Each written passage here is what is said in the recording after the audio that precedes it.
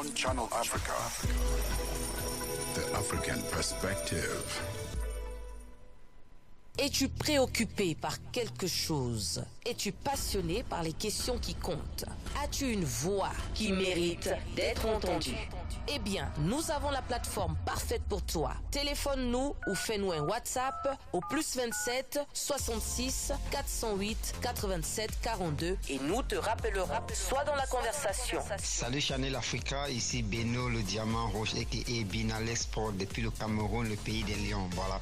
Sois dans la conversation. Il ne s'agit pas seulement de parler, mais c'est ta chance d'exprimer ton point de vue, de partager tes opinions et de t'engager avec une communauté qui valorise ton avis. Suivez-nous sur les réseaux sociaux, visitez notre site www.channelafrica.co.za et préparez-vous à partager vos points de vue sur Channel Africa, la perspective africaine. Get Channel Africa on DSTV Audio Bouquet. Channel 802. Oja daddy, alaka ibile. Oxlade. If I give you love and I don't get money, and in my first call you girl a giant foreign. Mommy, I don't have for this thing called loving. So you don't go run away. Cause someone give me, I don't try. I boy, would you be mine? Oh baby, I don't try. But all my friends, they ask me why. Should I you, I choose, so why? I give you so much love in Wasopotito. Now you they make my heart they go. Coco de co, color love, sumo red, be sober, no be pito. My head correct, asabi, I know they repeat to. You don't go wrong, go Mali. Don't run away. If I think when you see I go shave far away. Many blessings we go soon come my way. We can take some time off, then we go far away. Manoli and Lori, I spend the bondu. Nobody night time, I watch a kung fu. Mama caress and rub where enough. My work baby, Baba do jadi, Jimon Su. If I give you love and I don't get money, and in my first call you girl a giant foreign. Mommy, I don't have for this thing called loving. So you don't go run away. Cause someone give me, I don't try. I boy, would you be mine? Oh baby, I don't try. But all my friends, they ask me why. Should I you, I choose, so why? Bono, Oja tell the road safety, Kole mono. Cause to talk the truth, you bad for real, omo. Already to pack me and my girlfriend, omo. I would love to love you, but we no go come out to Japan, she curfew. Oh, ya FaceTime me, tell me what you up to. Kiwa faraba like boy, mon sip from. Okay, 40 seconds. Undo, nobody night time, I watch a kung fu. Mama caress and rub where enough. My work baby, Baba do jadi, Jimon Su. If I give you love and I don't get money, and in my first call you girl a giant foreign. Mommy, I don't have for this thing called loving. Stand by. So you don't go run away. Cause someone give me, I don't try. Beautiful music coming all the way from Nigeria. Reminisce there with Y featuring Oxlade. It is now 47 minutes after 1 p.m. Central African time. Welcome back to The Upside with me, Tebogo Lekhuleni. We're coming to you live from Cape Town. We are at the West Inn Hotel for the Technovation 2025 conference. Well, let's get into our next conversation. And in this hour, we are talking about hair thinning of hair. Are you someone who's struggling right now with a couple of bold spots or bold patches? Then this conversation is absolutely for you. If you're struggling with thinning hair or receding hairlines and have been searching for non-surgical solutions, there's a new trend gaining momentum across the globe. It's called scalp micropigmentation. Also known as hairline tattoo, this technique uses tiny pigment deposits to mimic the appearance of hair follicles, giving the illusion of a fuller head of hair. Personally, I don't know if you can see on the camera right here in the middle for me. I need this micro pigmentation. I'm oversharing at the moment. It's a procedure that helps many people regain their confidence, especially those who prefer the clean shaved look. But it also comes with important considerations. Joining us to break it all down are Crystal Diego Yayesu and Zandi Yayesu, founders and artists behind The Bomb Beauty, a local studio making waves with their scalp micropigmentation work. Crystal and Zandi, thank you so much and welcome to The Upside. Thank you so much for having us. All right, thank you for having us. Let's start with you, Crystal. What is micropigmentation? For someone hearing about it for the first time, I mean, I loosely said it's hair tattooing, but I think you'd be better off explaining it to us. Okay, beautiful. Thanks a lot. Scalp micropigmentation is a non-surgical procedure that we use on bald scalp to recreate hair follicles. It's an instant result. We use organic ink and micro needles to create micro dots that will give the illusion of a full scalp of hair. And this is permanent, I'm guessing, since it's a tattoo, Zandi? Yes, it is permanent, but the term permanent is actually very broad because it simply means indefinite. So something that is indefinite, it can end in the next 6 years, in the next 8 years, because it's not permanent like you would think, but there are factors involved that can make it fade quicker than permanently. It's like even when you have a permanent job, it can end. So even with the scalp micropigmentation, it's there because it lasts a very long time. But the more you're exposed to the sun, it fades. The more you take antibiotics, it will fade. The more you use chemicals that removes anything that doesn't belong in the body, it will fade. So it is permanent because it's a long-lasting solution, but not permanent like that. And Crystal, you had mentioned that it's supposed to mimic, right? It mimics hair, but does it also stimulate hair growth? And have you been able to see results? How instantly, how quickly do people start seeing results if there is hair stimulation through this process? Well, I haven't come across people who got back the hair after doing scalp micropigmentation, as it doesn't promote hair growth. Okay. It doesn't promote hair growth, but through the process of needling, going through the skin, it does boost your collagen. So that can also help with your hair growth. Okay, love that. And Zandi, what inspired this innovation, this this offering, if you will? Have you been seeing a lot of people balding and with thinning and receding hairlines in your community, in your area, that brought about this idea? Oh yes, most definitely. As a permanent makeup artist, we just not here to just be permanent makeup artists, but to give solutions to our community. So we realize that a lot of people are losing hair and spending a lot of money when it comes to hair treatment, because we do offer hair stimulation treatments as well, but we can see that it's not everyone who can still get their hair follicles back. So this actually does discourage a lot of people, and people lose their confidence. I mean, a lot of men are out here wearing caps and hats, even when you can clearly see this is a suit and you cannot wear it with a cap and a hat. But simply because they are bold, and they actually feel like, oh, people are gonna say this, or people think that they look old because they bold. So we're like, okay, so since we are permanent makeup artists, let us study this further and then come up with this solution, because it does boost a lot of men's confidence when they walk out of the studio.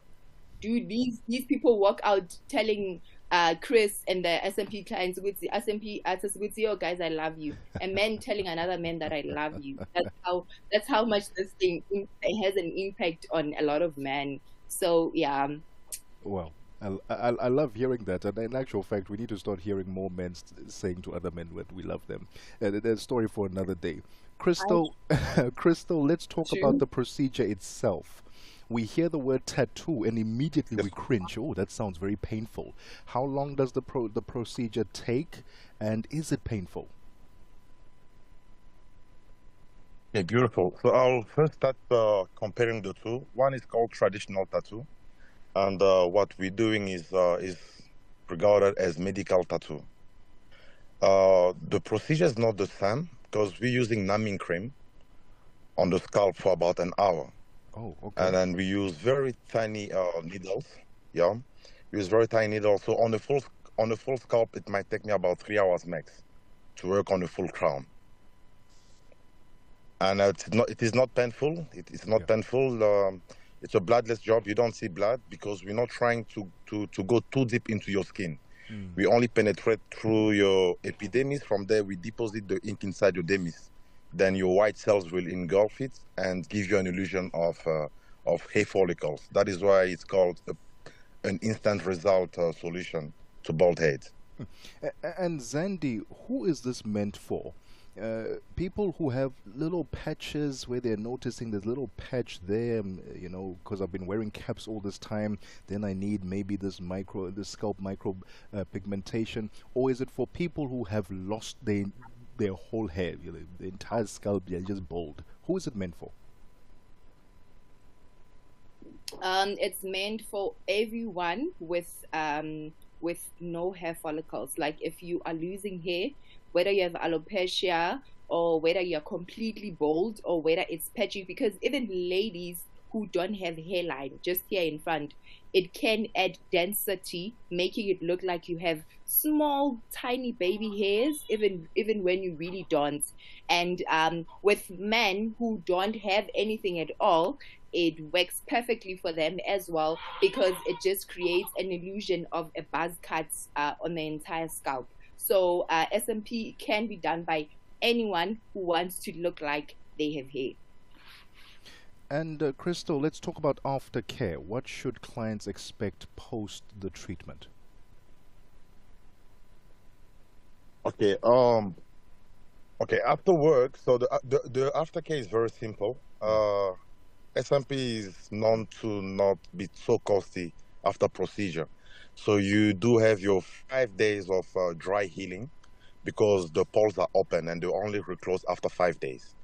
And after that, we do provide moisturizers that keep the scalp moisturized and protect the SMP from the UV of the sun.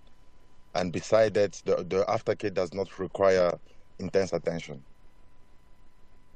And a question that maybe someone at home is asking themselves, should we worry about things like skin cancer? Now we're having something that resembles ink on our in our skin. Is that something that we need to worry about? I think either of you can answer that one. No, not at all. Sorry. Okay. Yeah. No, they shouldn't worry because we use organic ink, and these are inks from permanent makeup artists.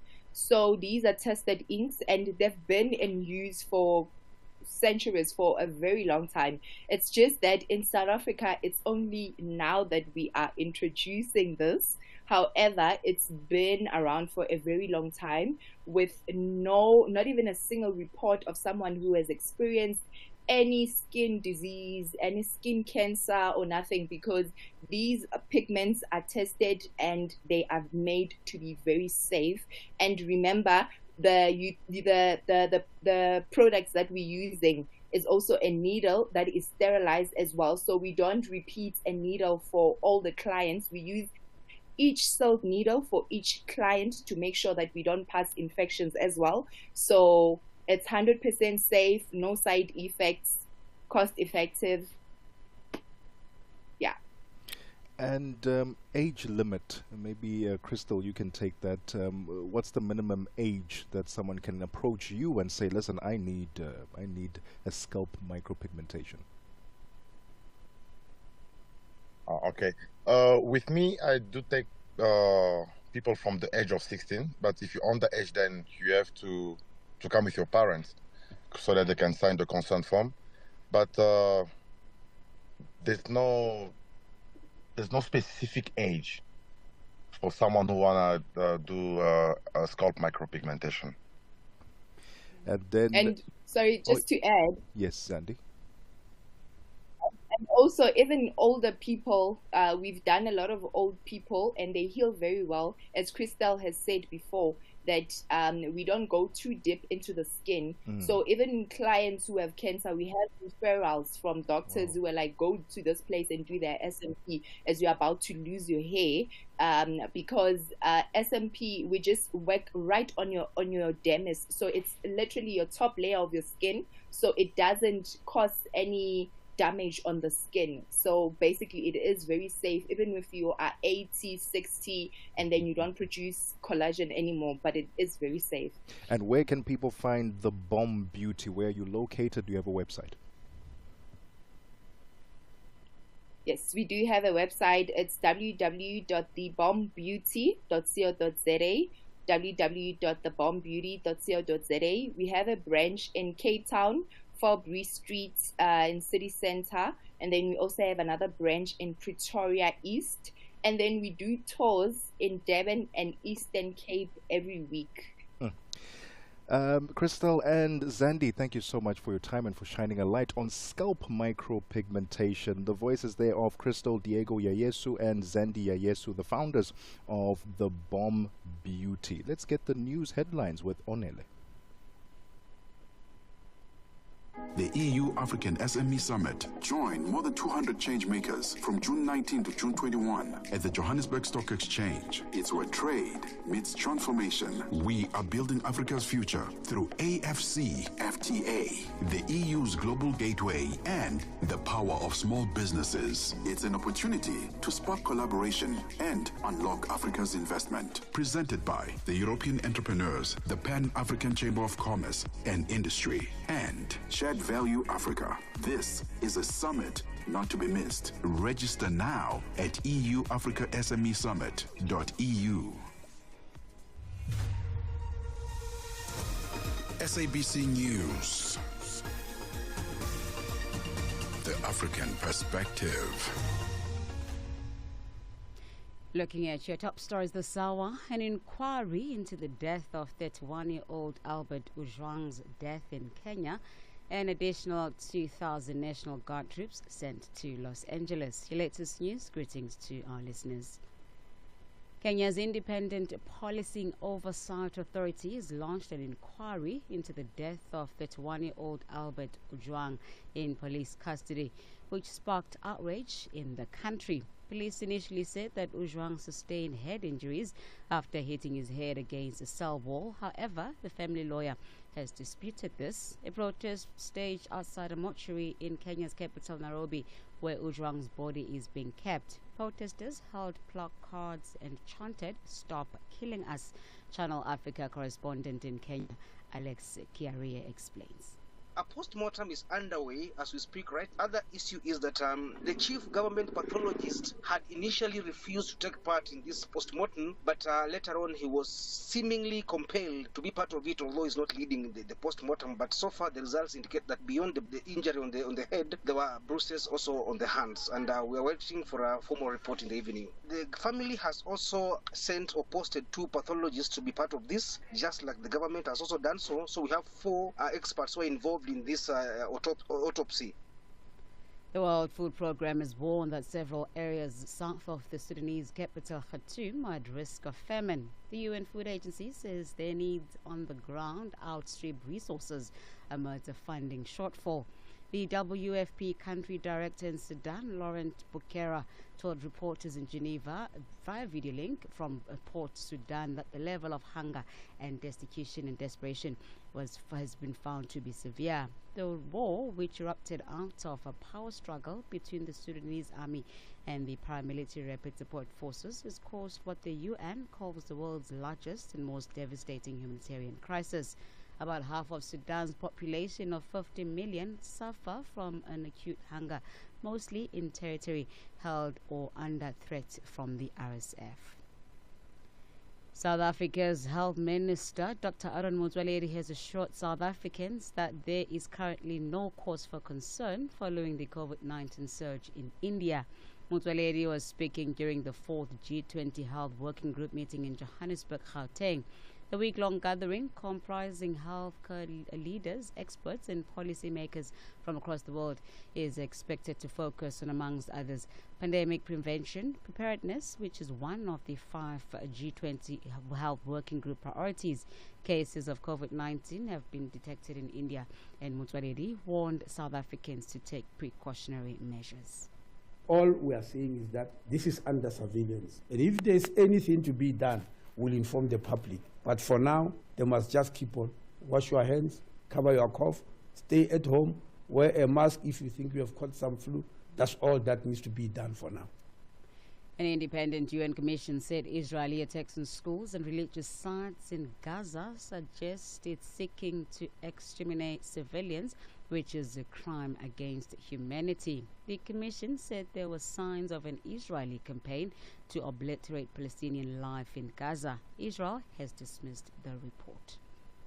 And lastly, California's Governor Gavin Newsom says an additional 2,000 National Guard troops are to be sent to Los Angeles following a third day of clashes between protesters and security forces over immigration raids. Newsom said only about 300 of an earlier deployment of 2,000 were being used, leaving others in federal buildings without order. Marines are also being sent in. The BBC's Sarah Smith has more.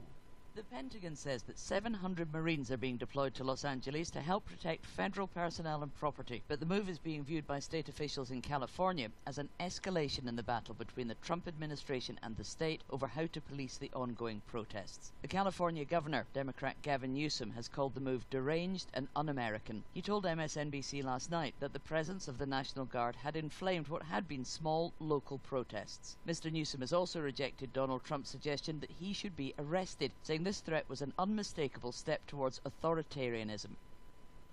Recapping on your top stories, Kenya's Independent Policing Oversight Authority has launched an inquiry into the death of 31-year-old Albert Ujwang, who died in police custody. Initially, police said that Ujwang sustained head injuries after hitting his head against a cell wall. However, the family lawyer has disputed this. Channel Africa News, I'm Onele Nzinzi.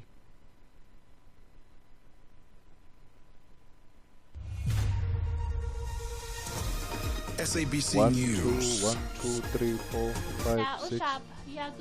And perspective.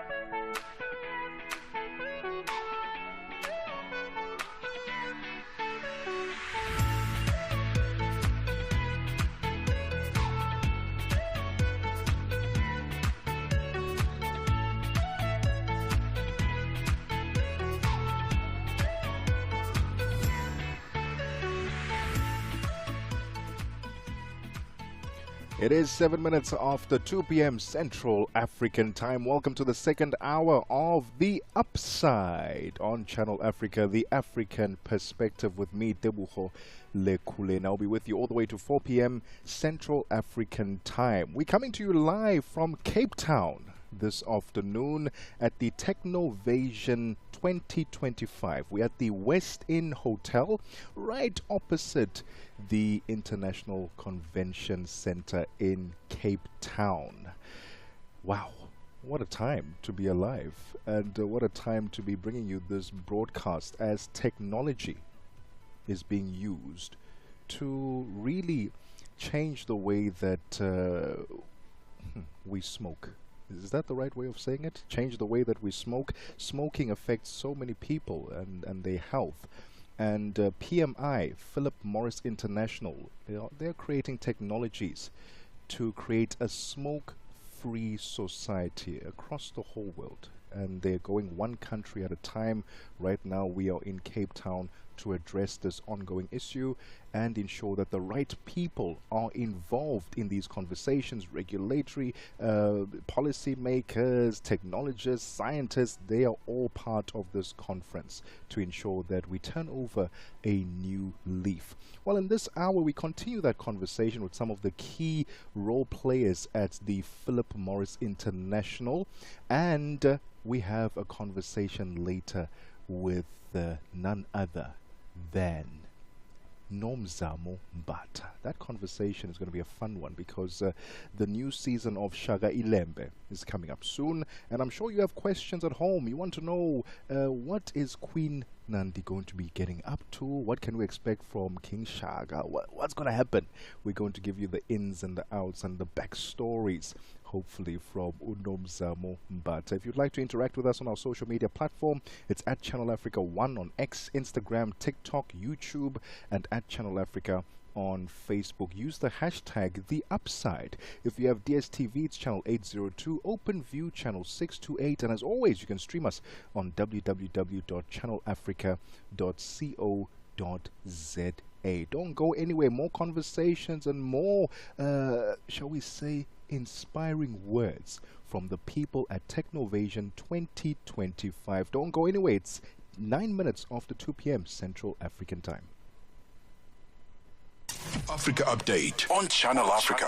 Over 35 organizations are expected to converge at the Union buildings in Pretoria over illegal immigrants in South Africa. They say South Africa is facing a myriad of challenges and that foreign nationals are worsening the situation. Yes, Khutato, just take us through the main aims of the march, what you're hoping to get from them. So we are basically saying to the President of the Republic of South Africa, illegal immigration is a pandemic. Implement the laws. It's not that we don't have these laws. How many people are being human trafficked? How many people are being hijacked? Our schools are full. Our hospitals are full. And it's almost as if we're carrying the burdens of the entire Africa at the expense of South Africans. And we are basically saying enough is enough. We want the President of the Republic of South Africa to meet us at the Union building. We've submitted letters to say that we are coming on this day. We want to meet with him there to give him this mandate because clearly he has failed citizens. He's failed South Africans by failing to implement the law. That's the most important thing. We are going to give you a mandate. We, the people, shall govern. Africa Update with Lulu Kabu on Channel Africa every weekday from 12 to 2 p.m. Your afternoons just got even better, fresh and exciting. The Upside, hooking you up with today's news from an African perspective.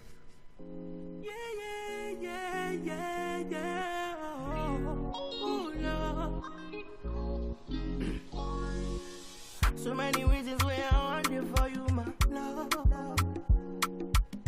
Now you want to retire with my love. See all the little good things you do, they make me no. This distance is taking a hold of me for sure. Baby, come. I want to make me there. Oh, girl, I want to make you. Oh, no. I want to make you.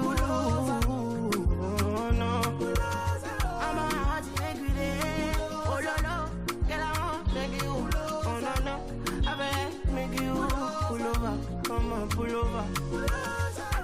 Should be not this kind of things where they make man see ya. And me, I understand. Say your dad know like me. See me, I won't make you know. Say me there for you, gotta.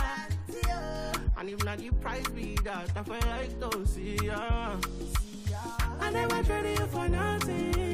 This love will make me the jack machine. Without you, I never to love. Without you, I'm not gonna tell me with this all being gone.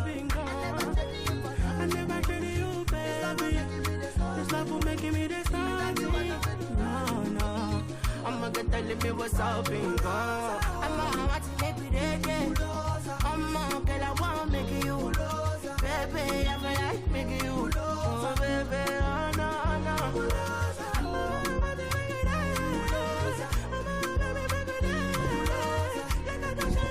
Tino, can you please check the guest mic? He's going to speak into it now. Just check his level. Say it again. Tino,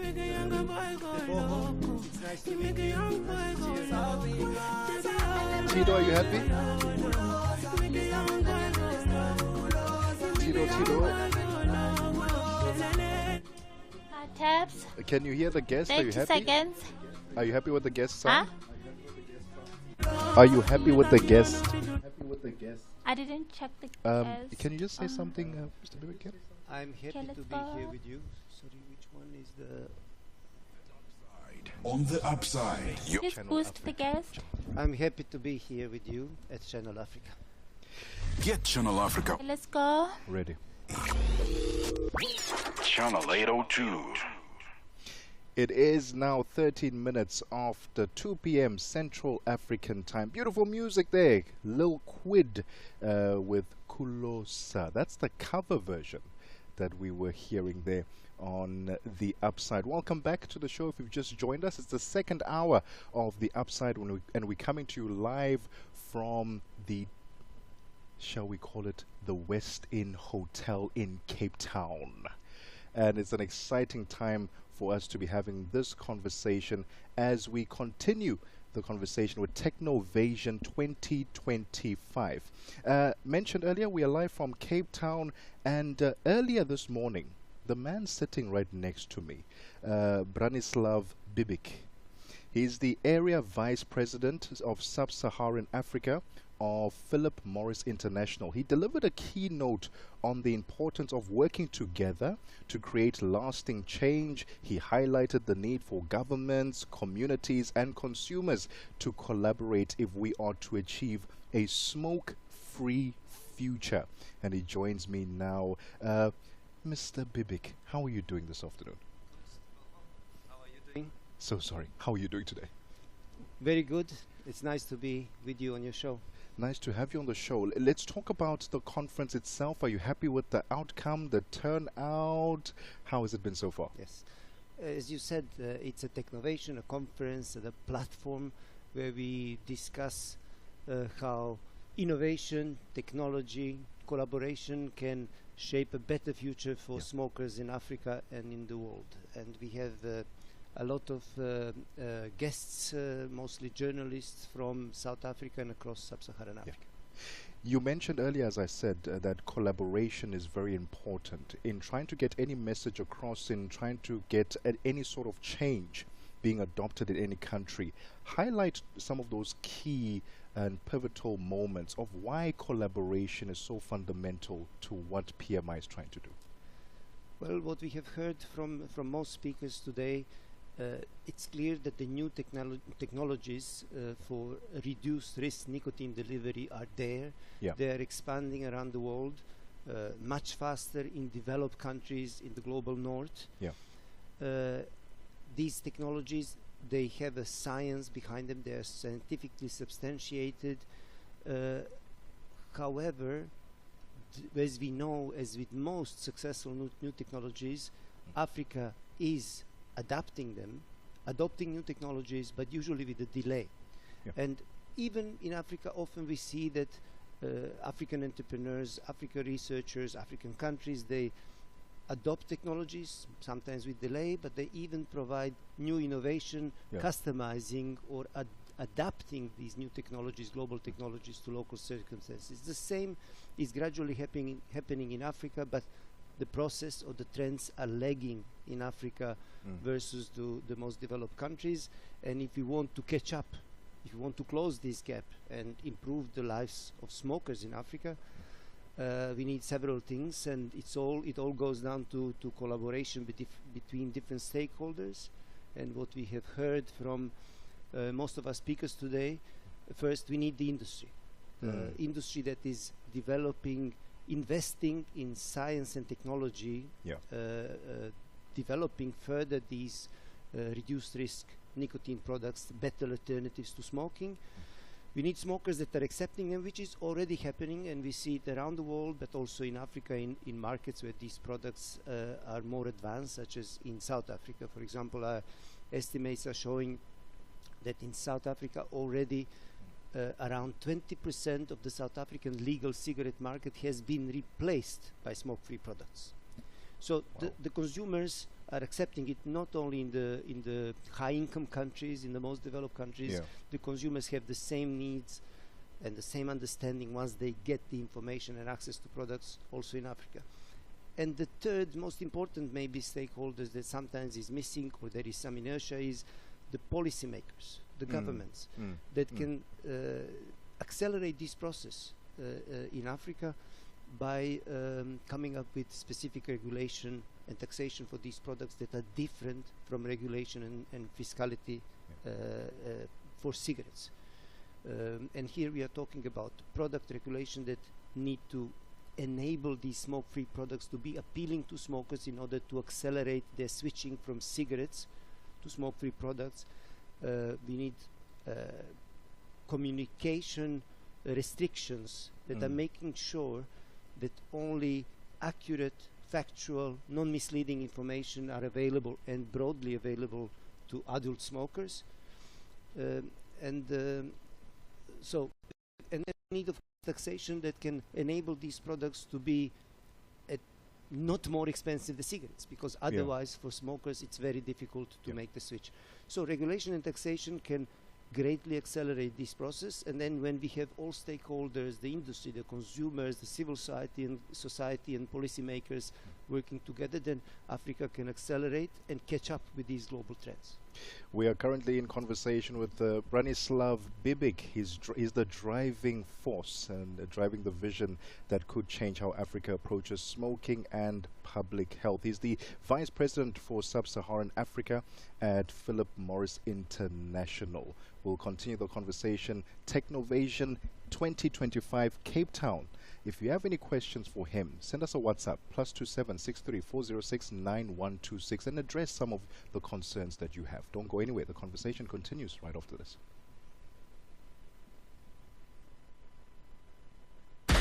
June is Youth Month in South Africa.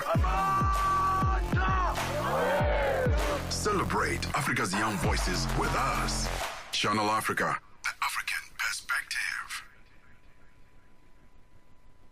Mix Vibration sur Channel Africa. Révérend Dr Allen. Je suis content, très heureux d'être de la partie ce soir et bonjour à tous nos auditeurs. Je rappelle que pour les intimes, il vous appelle bien sûr BMB.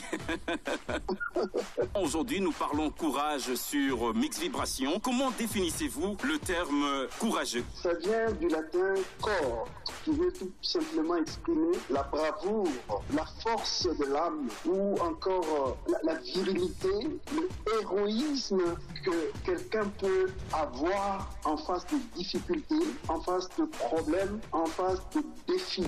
Mix Vibration, tous les dimanches de 18h à 19h. Stand by. Let the upside transport you from Cape to Cairo every weekday from 2 to 5 p.m. Central African Time.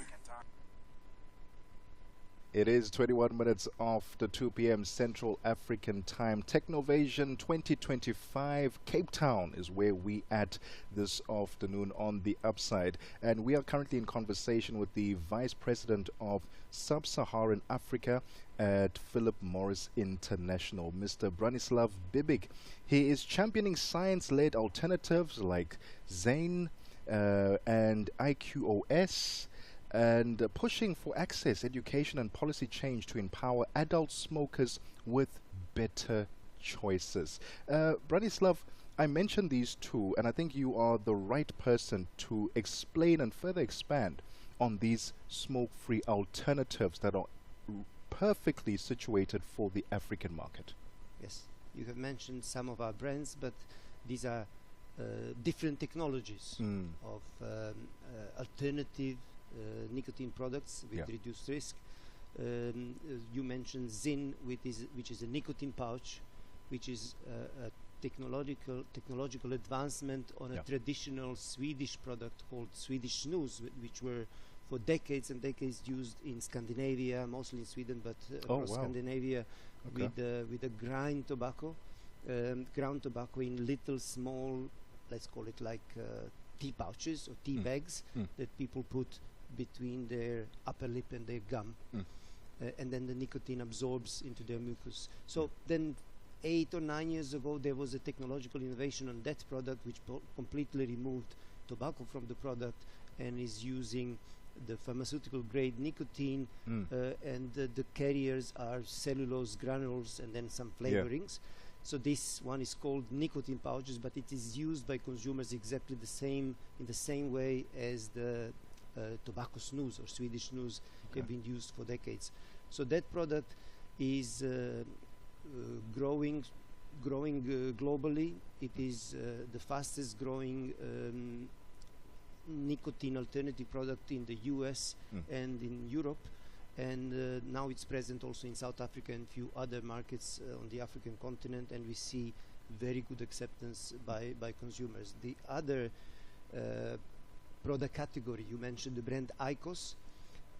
This is a representative of heated tobacco or heat not burn tobacco, which is a very different technology that we have pioneered already more than 10 years ago.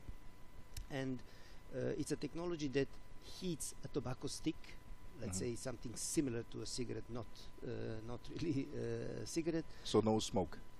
Yes, it heats it without ever getting it to a combustion temperature. So it heats it to maximum 350 degrees Celsius, so it never starts burning, but it's hot enough to release the humidity and aerosol and the nicotine and flavors from this tobacco rod. And this is why it's called heat not burn. And what by eliminating or removing combustion, the burning of tobacco, it greatly reduces by at least 90% the level of toxicants. Most of toxicants from cigarette smoke don't even exist in this aerosol, and these few that still exist there, at least 90% reduced compared to a cigarette smoke. And that's where the risk reduction comes from. At this conference, Technovation 2025, we've had quite a few delegates, technologists, scientists, policy, regulatory change makers. How are you engaging governments and these regulators, and asking them to adopt a smoke-free alternative when some of these governments are very dependent on the tax from tobacco products? Well, we are engaging with policymakers and communities across Africa. Primarily, we are sharing the science between these smoke-free products, and we are sharing their potential for improving public health, basically reducing the harm from smoking. And governments, of course, they have to balance between the health objectives and public health objectives and their fiscal objectives. And of course, health comes first. Of course, should come first. And we see that in these products, and we mentioned few categories already. They are a very developed trend in developing countries, and most of the developed countries have taken this science-based approach to regulating them. Consumers are embracing these new technologies and switching from cigarettes to smoke-free products. And we see that in most of the developed countries, from the US, UK, New Zealand, Italy, Sweden, at least between 20 to 40% of the cigarette markets have already been replaced with these smoke-free products, with different or a mix of these different technologies, smoke-free technologies. And the same will happen in Africa and developing countries. As I mentioned before, new technologies, successful new technologies, they spread to all countries. But from experience, we know that in developing countries, it usually takes a bit more time. These products, like any new technologies, are at first relatively more expensive than the old technologies, and they require significant or sometimes large investment in research and development, education of consumers, also in commercial infrastructure to build these products to consumers. So it takes a bit of time, but if all the stakeholders work together, this process can be accelerated, and Africa can leapfrog and catch up with these advances in developed countries. I asked Andrea earlier, PMI to become a majority smoke-free business by 2030. Is that still achievable? That is easily achievable. Easily? Yes, because already now VR or smoke-free products account for more than 40% of our global net revenues today. Our target is by the end of the decade, so 2030, 5 years from now, to be at least 2/3 of our net revenues to be smoke-free products. So 50% is easily achievable. Yes. If you had 30 seconds, Branislav, to speak to an adult smoker on the African continent, what would you say to them to make that switch? Well, first of all, we should remind ourselves that people should not smoke. So if you don't smoke, don't start. If you're a smoker, so you do smoke, quit. The best thing for everyone is to quit nicotine consumption altogether. But if a smoker, adult smoker, doesn't want to quit, wants to continue enjoying nicotine, then they should switch to these better alternatives that are now available. Branislav, thank you so much for your time and all the best for the rest of the conference. Thank you, Tebogo. The voice there of the Vice President of Sub-Saharan Africa at Philip Morris International, Branislav Bibic. He's telling you, make the switch, go smoke free. It is now 30 minutes after 2 p.m. Central African time. Let's get the sports news with Musibudi Makura. Sports on Channel Africa. The African perspective. Thank you, Tebogo. We'll start with football news. So Bafana head coach Hugo Bruce has sent a clear message to the South African national squad doing duty at the COSAFA Cup in Bloemfontein in the country's Free State province that they must continue to show their quality because he's watching. After, or rather about 12 players in the team coached by Vela Kumalo in the COSAFA Cup were part of the preliminary squad that Bruce had selected for the international friendly matches against Tanzania as well as Mozambique before he trimmed his squad down to 23 players as they now prepared to meet Mauritius in the final group game this afternoon. Bruce says these players must know that he's watching. We had a list of 40 players. Most of them were new. Most of them were young. So what can I ask more than play with the team I have on my disposition 2 games? And on COSAFA, the coach can also put those players in the team. So the evaluation will be total after COSAFA, and then we will see for the future. Are there players who we can use in the near future or maybe later? Meanwhile, for the second against Mozambique in Polokwane in South Africa's Limpopo province, Bruce says it's important that they finish this international week with a win after playing to a goalless draw against Tanzania last Friday. Still be happy after the game. I was not 100% happy Friday either because we only played a draw. You always want to win the game. But again, that was just a little part of it. The biggest part was the performance of the team and the individual performance of the players, and that will be tomorrow also. We like to win the game. Don't misunderstand me. I want to win against Mozambique, and we have to take in account also a little bit our ranking. On to basketball news now. Al Ahly Tripoli of Libya as well as Al Ittihad of Egypt became the first 2 teams to advance to the semi-finals of the Basketball Africa League played at the Sunbet Arena in Pretoria on Monday. In a dominant display, Al Ahly Tripoli beat Kroll Star from Cape Verde 107-81, with Al Ittihad in the most thrilling game in Tswane so far, edging out FUS Rabat of Morocco 86-83 in an overtime victory. In the last 4, the Egyptians are now waiting for the winner between US Monastir of Tunisia as well as the defending champions Petro de Luanda of Angola. Now the head coach Omar Suleiman was relieved after seeing his team conquer in overtime. I expected that the game will not be easy. Before the game, we talk about this game. It's a knockout game, quarterfinal, so it will be tough, and it's happened. The good issue, the positive side, that we deal with the pressure, we deal with the game, most of the game, in a good way. That's why we won the game. But the other hand, we didn't plan to play like this. We plan to play, the game will be better, okay, to lead more, to end the game in a better way. Meanwhile, well-travelled South Sudanese Australian player Joe Lual Aku has previously gone down this route with Al Ali and came close to winning the BAL title a few seasons ago. He showed his quality in this game with a double-double of 16 points as well as 11 rebounds. The 2024 BAL Most Valuable Player talks about his experience and how he uses it during this phase of the tournament. Yeah, I think personally the growth just comes from just being as present as possible, kind of just shutting the noise out in a way and just figuring out what the next play is, finding ways to be effective, and just, I think the biggest thing is just really just being present and not letting the moment be bigger than what it is. Just trying to have fun with it, really. And finally, the new Madrid Grand Prix will be held as the final race of an uninterrupted European section of the Formula One season next year. Madrid will be held between the 11th and the 13th of September and will be the second race in Spain and replaces the Emilia-Romagna Grand Prix in Imola in Italy in a schedule that remains with 24 races. Madrid's debut is one of the number of changes, most of which have been made in an attempt to streamline transport as well as reduce carbon emissions.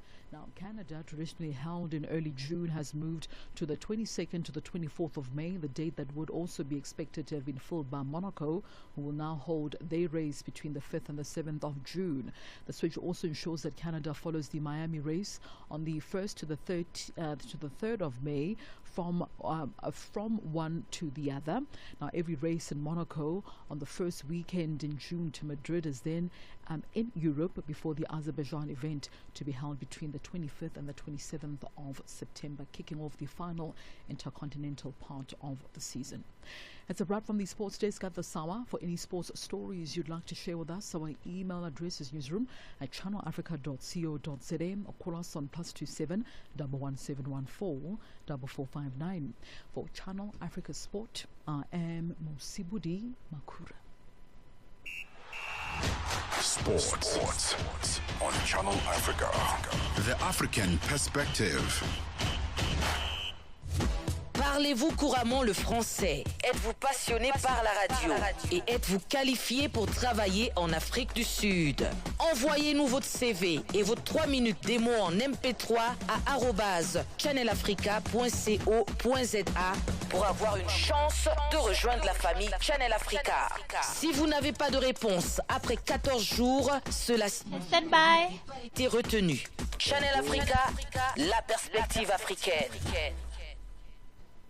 It is 35 minutes after 2 p.m. Central African time. We're still coming to you live from Technovasion 2025, all the way from Cape Town. It's now time for us to find out how the markets are moving with Tebogo Lekhuleni.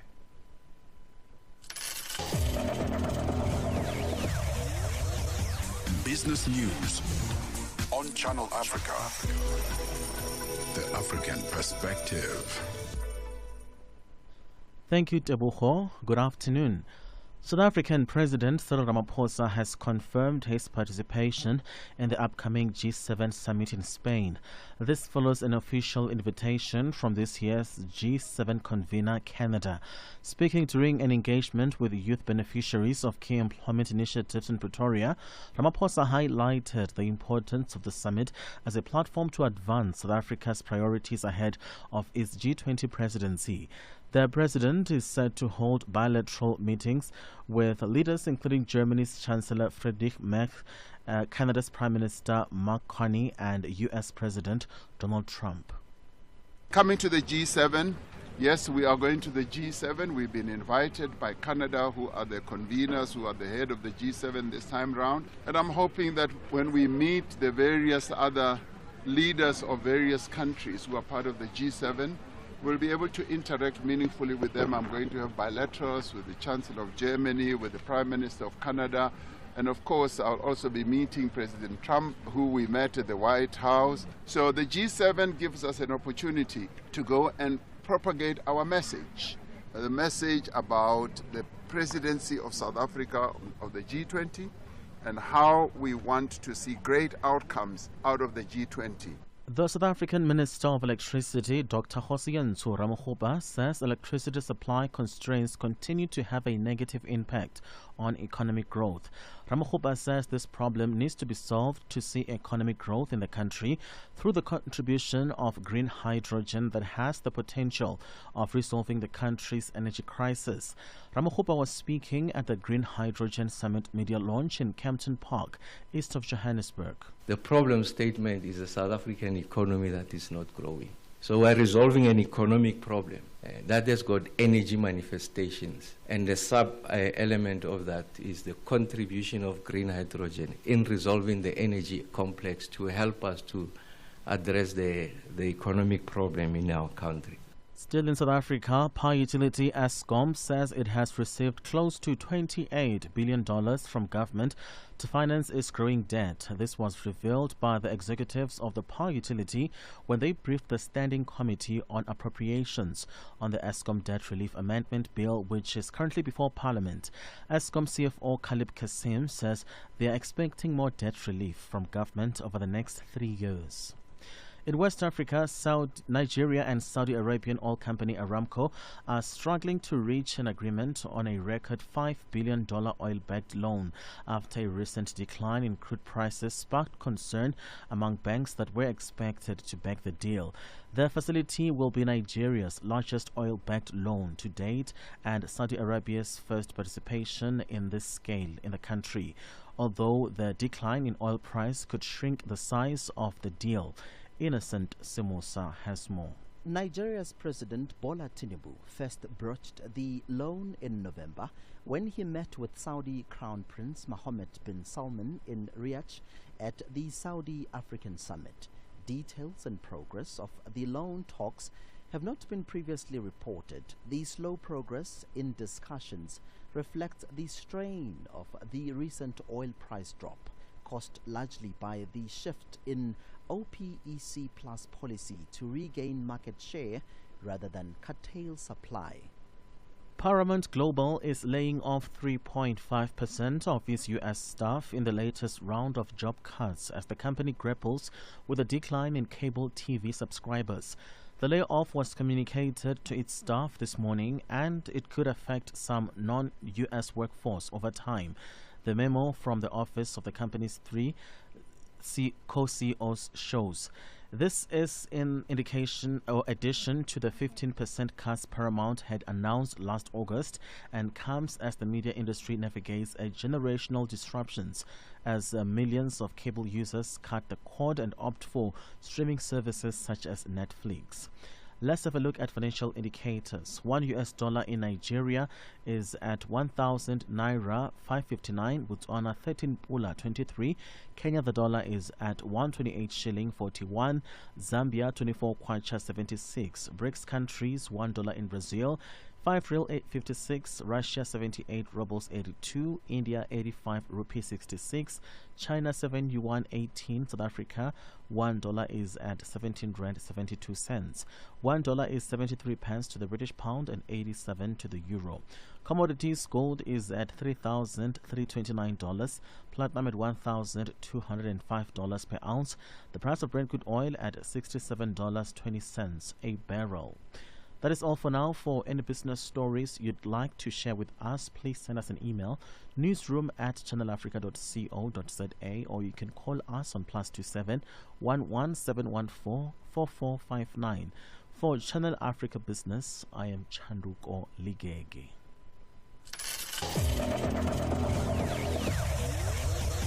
Business News on Channel Africa. The African Perspective. Stella Longwe pamalonje palitusokoma pano pamalonje kumvera nyimbo za mu Africa kusangalala kupeza moyo akuti kumva moyo kuti kuyenda bwino pano pamalonje ndiyetu apa tili ndi katswiri oyimba ameneyu ndi katswiri wa dziko la Malawi amene akukhala mdziko la South Africa ndipo amayimba amene akuti ndi Big Nick Malawi. Yatusati kuti kodi moyo wanu woyimba ukuyenda bwanji mu Johannesburg? Moyo woyimba ukuyenda bwinobwino kwambiri. Chiliyonse chikutheka ndithu bwinobwino. Ayi azioneka chiliyonse chikutheka mofa magrasi anu apa mwaka. Akuti kumenya yonse azioneka zoti azikutheka ndithu mu Johannesburg. Malonje panthawi ya 6 koloko kufikira 7 koloko madzulo. Lowiruka ndi Stella Longwe. The Upside, live and real. It is now 43 minutes after 2 p.m. Central African time. Thank you so much for choosing The Upside this afternoon on Channel Africa, the African perspective. Join us on our social media platform where you can see the streams live on YouTube. It's at Channel Africa. On Facebook, it's at Channel Africa. And if you have DSTV, it's Channel 802, OpenView Channel 628. And we'd love to hear from you. Where are you tuned in from this afternoon? Our WhatsApp line is +2763 406 9126. Where are the Shaka Ilembe fans? If you're a fan, this conversation is for you. South African screen royalty Nomzamo Mbatha returns to our screens in the highly anticipated new season of Shaka Ilembe, the epic drama series that's captivated audiences across the continent. As both lead actress and executive producer, Nomzamo's not just telling the story, she's shaping it. In season 2, the stakes are higher, the battles more intense, and the story of King Shaka takes a deeper dive into politics, power, and legacy. And at the heart of it all is Queen Nandi, portrayed with grace and grit.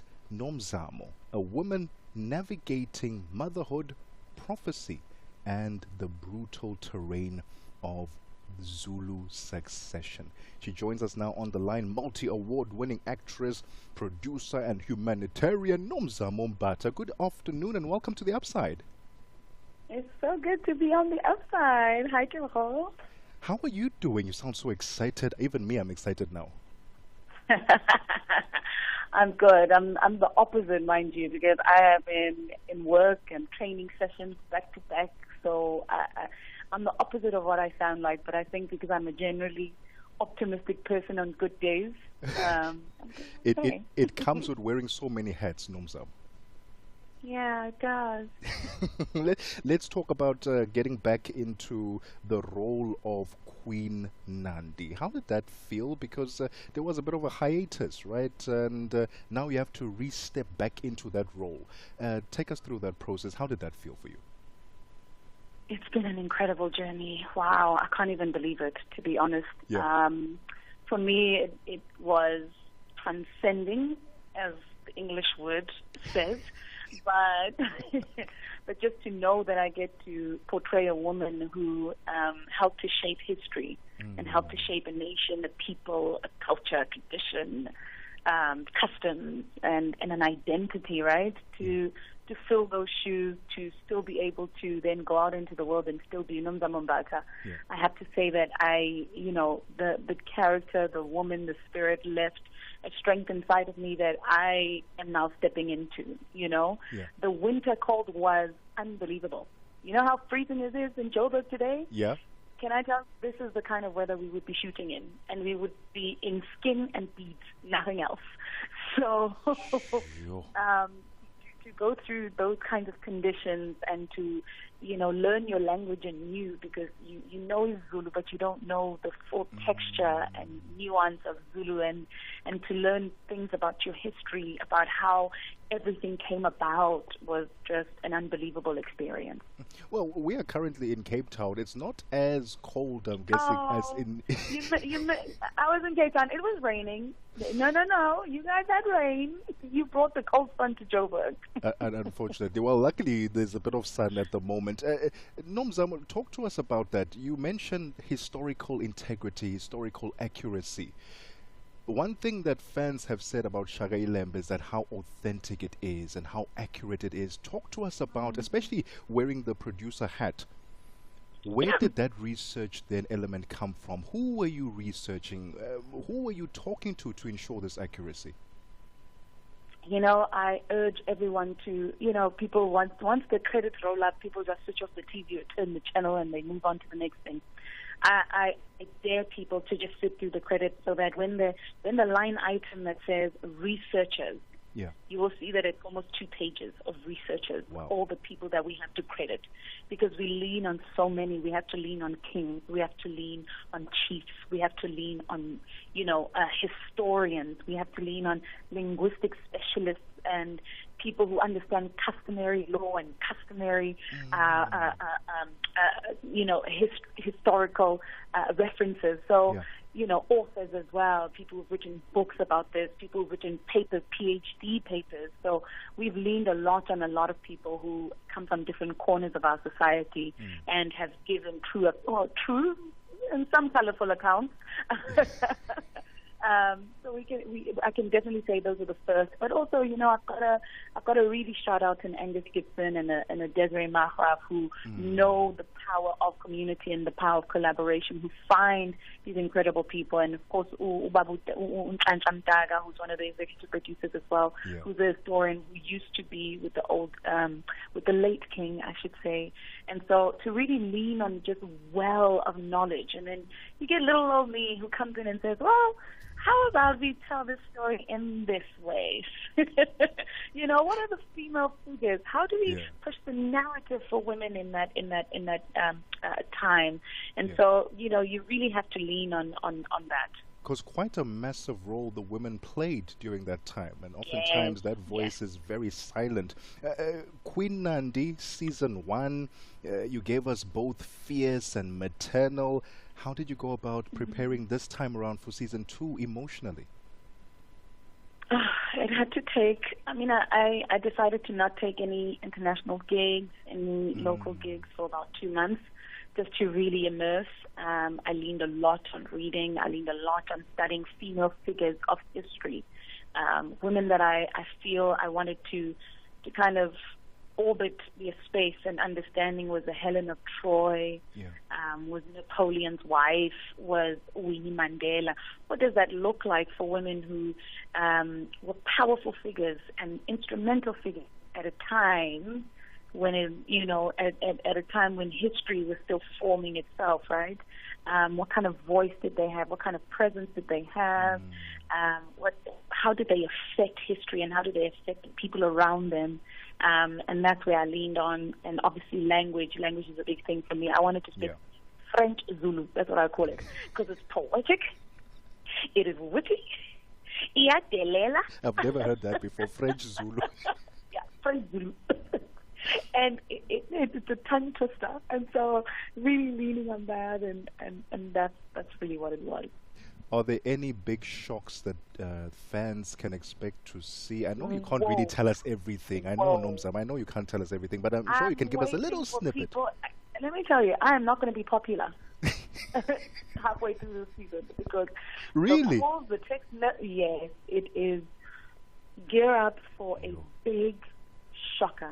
Many big shockers, but one that will really send the nation into turmoil. That's what I can tell you. You've been touring South Africa. And listen, I love the fact that you said that, because it's important. Right now, we are all Team Nomzamo. Before we know it, we'll be hashtag Nomzamo must go. This character, we don't like it anymore. How dare you? How dare you? You've been touring as the cast between Durban and Johannesburg. How have the fans reacted to season 1 and their optimism for season 2? Season 1 was an incredible reception, and it's so. I didn't think that people would still be stuck on it, and I'm so glad, and I'm so thankful that people are still stuck on it. People still remember. Now that season 2 is coming out, people want to go back and watch season 1 maybe a third or fourth time, because I don't know anyone who watched season 1 once, right? The reception was unbelievable. People remember how the show made them feel. People just remember the pride.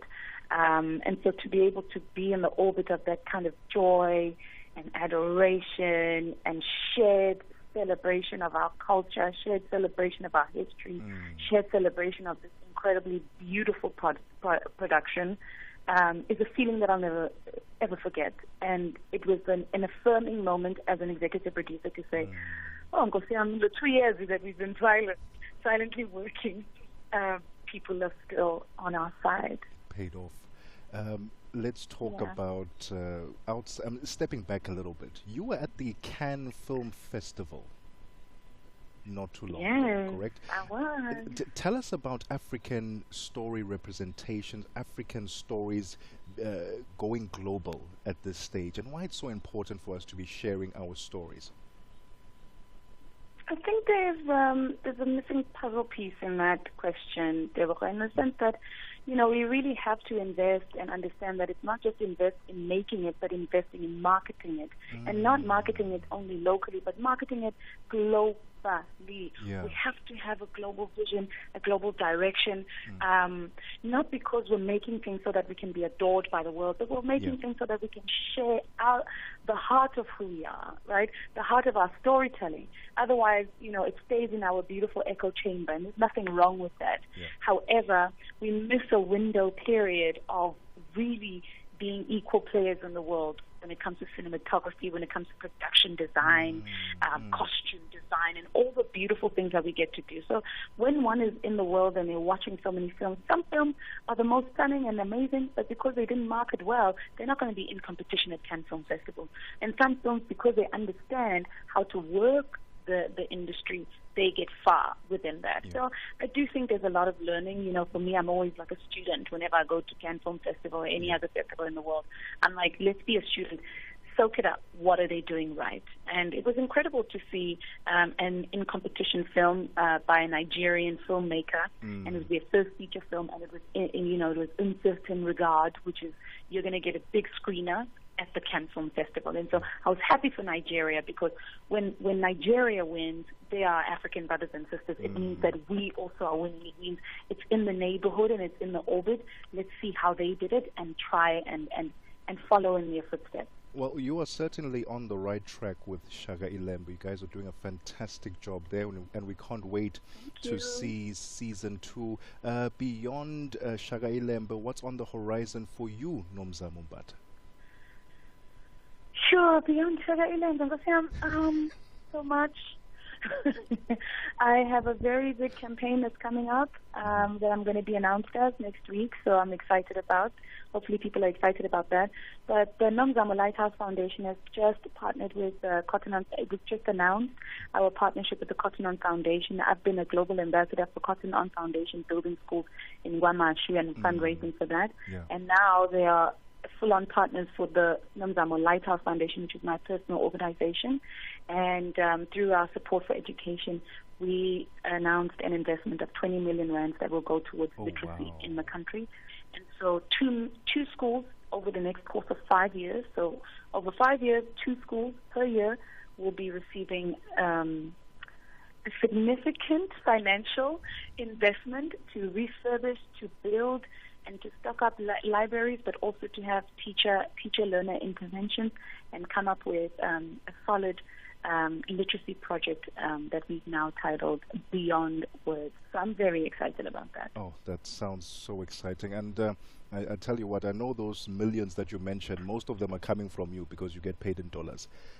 For now, though, Nomzamo. No comment. For now, Nomzamo, thank you so much for your time. All the best with Shaga Ilembe. We can't wait to see it on our screens. And all the best to you personally. And thank you so much for joining us on The Upside. Always such a joy. I received that. Thank you so much. Have a wonderful one. The voice there of Nomzamo Mbata, award-winning actress, producer, humanitarian, all-round nice human being. Nice doesn't sound like I'm underselling it. She's a phenomenal human being.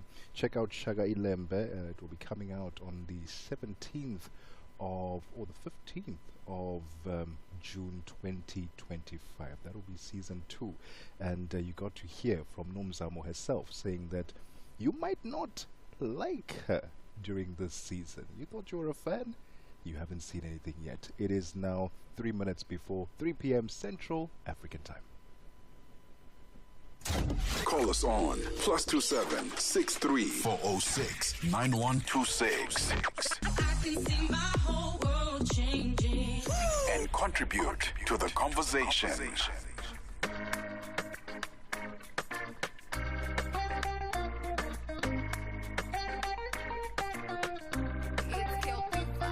Yeah. I never had to count my blessings, but these days I do. Originally I know they find trouble, but these days I do. Yeah. Cause it's a lonely road, never suffer lonely. I know they find trouble, but these days I do. Oh, them a bring me voodoo, but I thank Jehovah for the journey. Oh, joy comes in the morning. I let bad mind close to a story. Hey, I got so many secrets that I pray don't come out. Paranoid cause I've seen things go bad when my family done to demons around me. Yeah, yeah.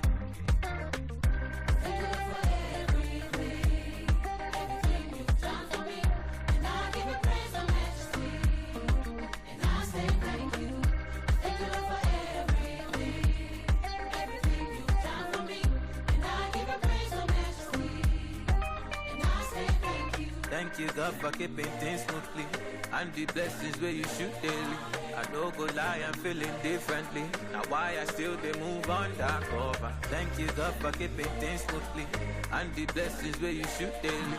I don't go lie, I'm feeling differently. Now why I still they move. Them a bring me voodoo, but I thank Jehovah for the journey. Oh, joy comes in the morning. I let bad mind close to a story. Hey. I got so many secrets that I pray don't come out. Paranoid cause I've seen things go bad when my family done to demons around me. Yeah, yeah.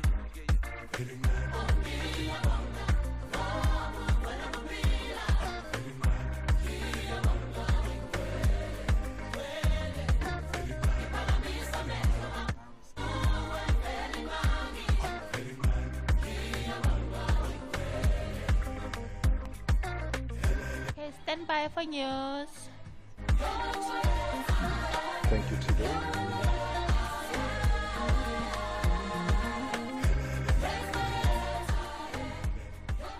What a collaboration there. Mr. Easy and the Soweto Gospel Choir, Exit. Wow. Download that song, Shazam it, add it to your playlist. It's 3 p.m. Central African Time. We are coming to you live from Cape Town, Technovation 2025. For now, though, let's get your news with Onele. SABC News. The African Perspective. Thank you, Tebogo. Looking at your top stories, an inquiry into the death of 31-year-old Albert Zhuang's death in Kenya, and Israel attacks Yemen hours after warning residents to evacuate. Your latest news. Greetings to our listeners. Kenya's Independent Policing Oversight Authority has launched an inquiry into the death of 31-year-old Albert Zhuang in police custody, which sparked outrage in the country. Police initially said that Zhuang sustained head injuries after hitting his head against a cell wall. However, the family lawyer has disputed this. A protest was staged outside a mortuary in Kenya's capital, Nairobi, where Zhuang's body is being kept. Protesters held placards and chanted, "Stop killing us." Channel Africa correspondent in Kenya, Alex Kiarie, explains. A post-mortem is underway as we speak, right? Other issue is that the chief government pathologist had initially refused to take part in this post-mortem, but later on he was seemingly compelled to be part of it, although he's not leading the post-mortem. But so far the results indicate that beyond the injury on the head, there were bruises also on the hands, and we are waiting for a formal report in the evening. The family has also sent or posted 2 pathologists to be part of this, just like the government has also done so. So we have 4 experts who are involved. Sanbonani, Cape Town. The Northwest Health Department in South Africa says the remaining 23 bodies of illegal miners who were retrieved from Shaft 11 in Stilfontein will be buried once all necessary administration has been completed. Hello, Dumelang, Yikai. In Ogni, 78 bodies were retrieved during the government-led operation in January this year. The department spokesperson, Tsahofatso Mutibedi, explains. we can confirm that 30 bodies have been successfully buried. This number is from the initial 78 that we had and extracted from the disused mine in Stilfontein earlier this year. We have also successfully handed over about 25 bodies to their loved ones and communities after they were positively linked and matched with our DNA testing. And we are anticipating that the remaining bodies will be buried in the last week of June, following all the documentation that is outstanding, including death certificates from Home Affairs. South Africa's President Cyril Ramaphosa says former Deputy Finance Minister Mcebisi Jonas remains a part of his envoy for North America. Jonas was appointed as part of Ramaphosa's special envoy to the U.S. He also formed part of the team that prepared the South African delegation for their meeting with Donald Trump at the White House last month. Ramaphosa says while Jonas remains a part of his envoy, his key responsibilities will be outlined. By the way, I do have a number of envoys. The president appoints a number of envoys. I have an envoy for the Great Lakes, Jeff Khatebe. I have other envoys for various parts of the world and for various countries. So we should never single out Mcebisi Jonas as the only envoy in the government system. I have many others. The World Food Programme has warned that several areas south of the Sudanese capital, Khartoum, are at risk of famine. The UN Food Agency says the needs on the ground outstrip resources amidst a funding shortfall. The WFP country director in Sudan, Laurent Bukera, told reporters in Geneva via video link from Port Sudan that the level of hunger and destitution and desperation that was found is severe. The war, which erupted out of a power struggle between the Sudanese army and the paramilitary rapid support forces, has caused what the UN calls the world's largest and most devastating humanitarian crisis. Lastly, Israel says it has attacked Yemen hours after warning residents evacuate for their own safety. A military statement said the Israeli Navy conducted strikes on Hodeida late on Monday. The military issued the warnings to residents of Houthi-controlled Hodeida and port of Ras Isa and Salaf. Now recapping on your top stories, Kenya's Independent Policing Oversight Authority has launched an inquiry into the death of 31-year-old Albert Ojwang in police custody, sparked outrage in the country. Initially, police said that Ojwang sustained head injuries after hitting his head against a cell wall. However, the family lawyer has disputed this. Now, for any news stories you'd like to share with us, please send us an email to newsroom@channelafrica.co.za. Or call us at +27 11 714 4459. Channel Africa News, I am Onele Nzinzi. SABC News. The African Perspective.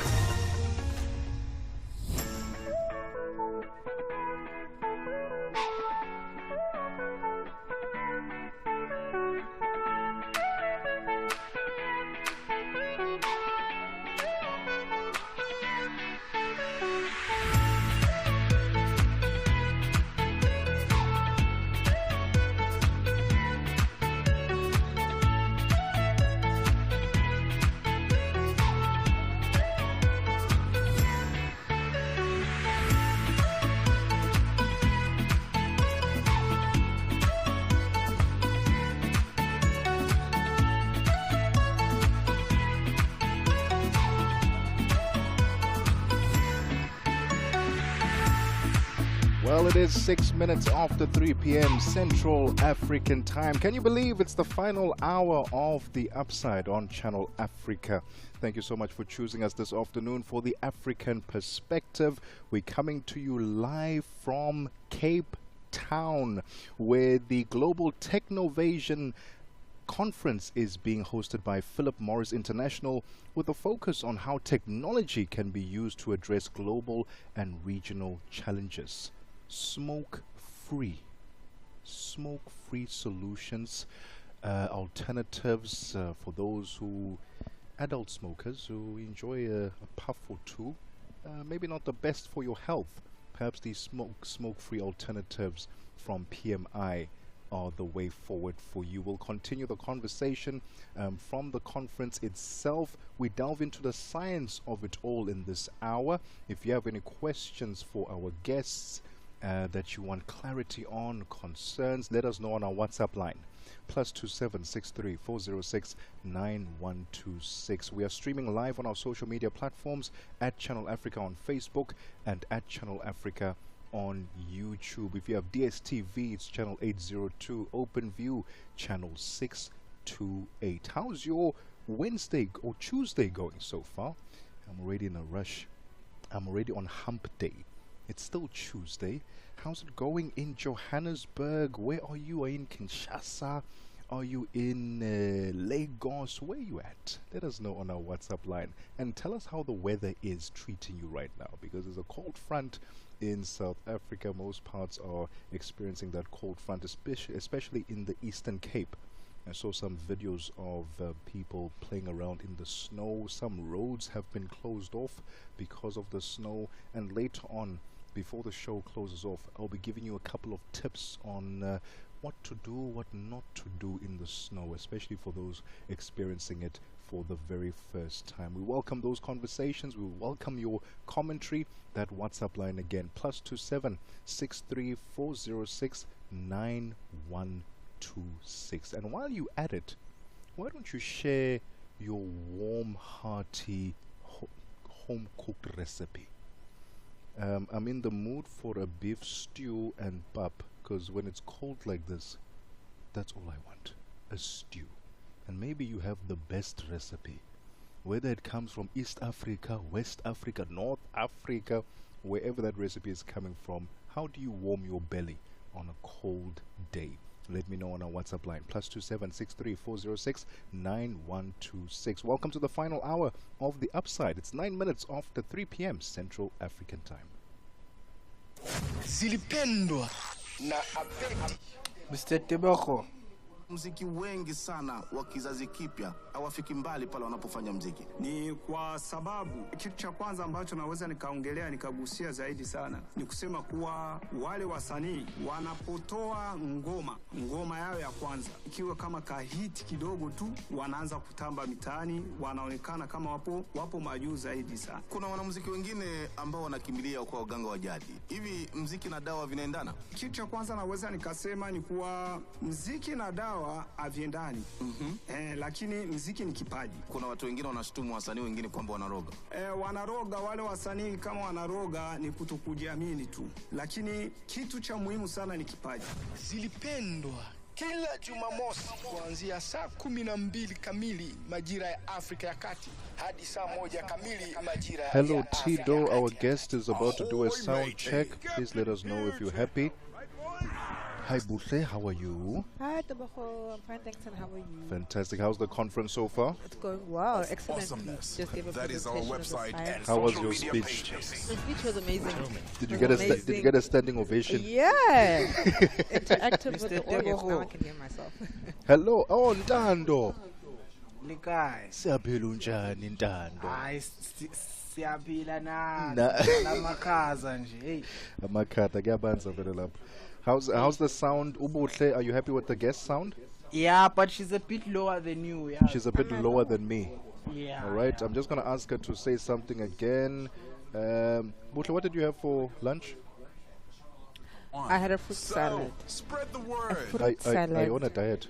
No, I couldn't eat nerves, so you make sure. Oh, it was the nerves. It was the nerves, yes. I only had dessert now, something now. After the presentation. Yeah, no, she's much better. I'm going to a song first. Yeah, song first, and then you come to us. Duncan Tando. The Upside transports you from Cape to Cairo every weekday from 2 to 5 p.m. Central African Time.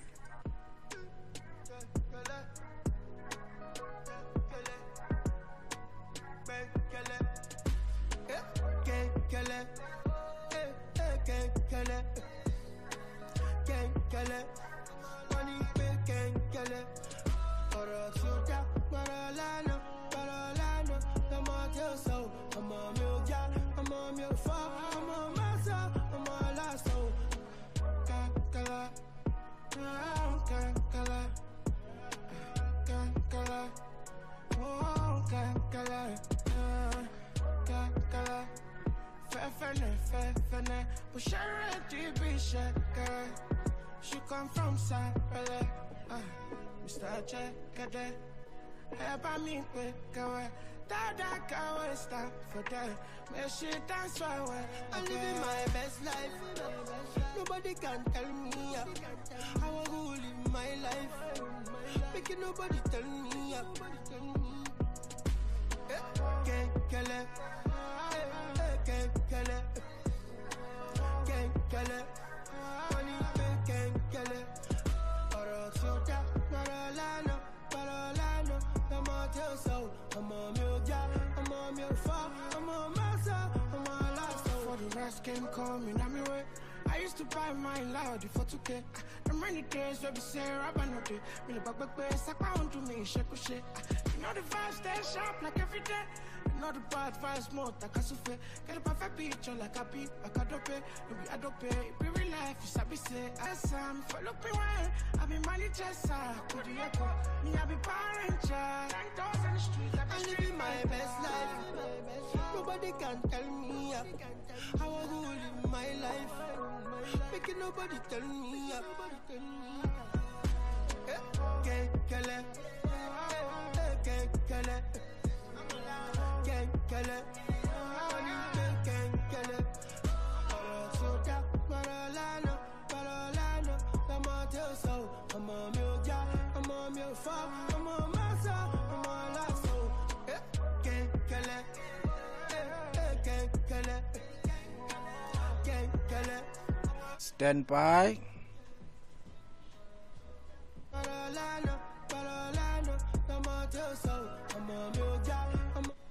Mr. Tebogo.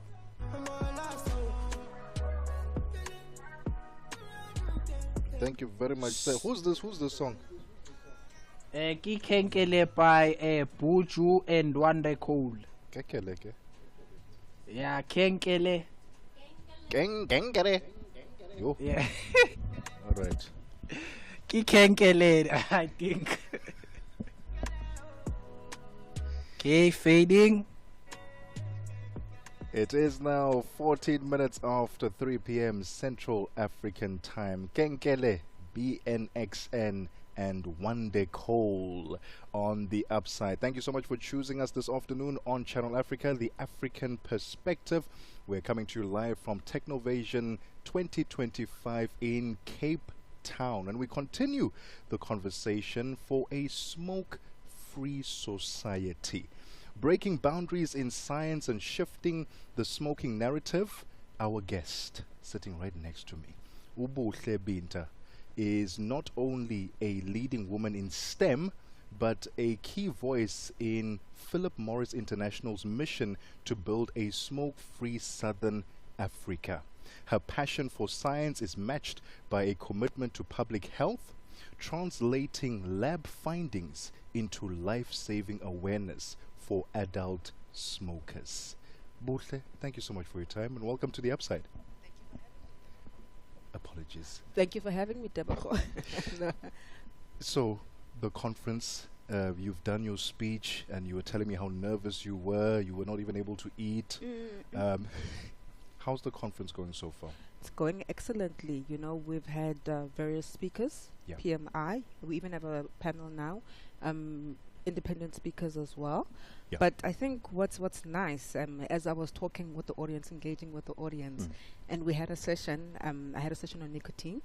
Speaking about nicotine, educating them about nicotine and that it does not cause cancer. And this is not just said by us, it's been said by independent public health bodies.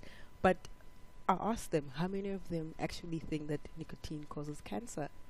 And about 5% of the audience said yes. And I said to them, actually that's incorrect. Nicotine does not cause cancer. And this does not come from us only.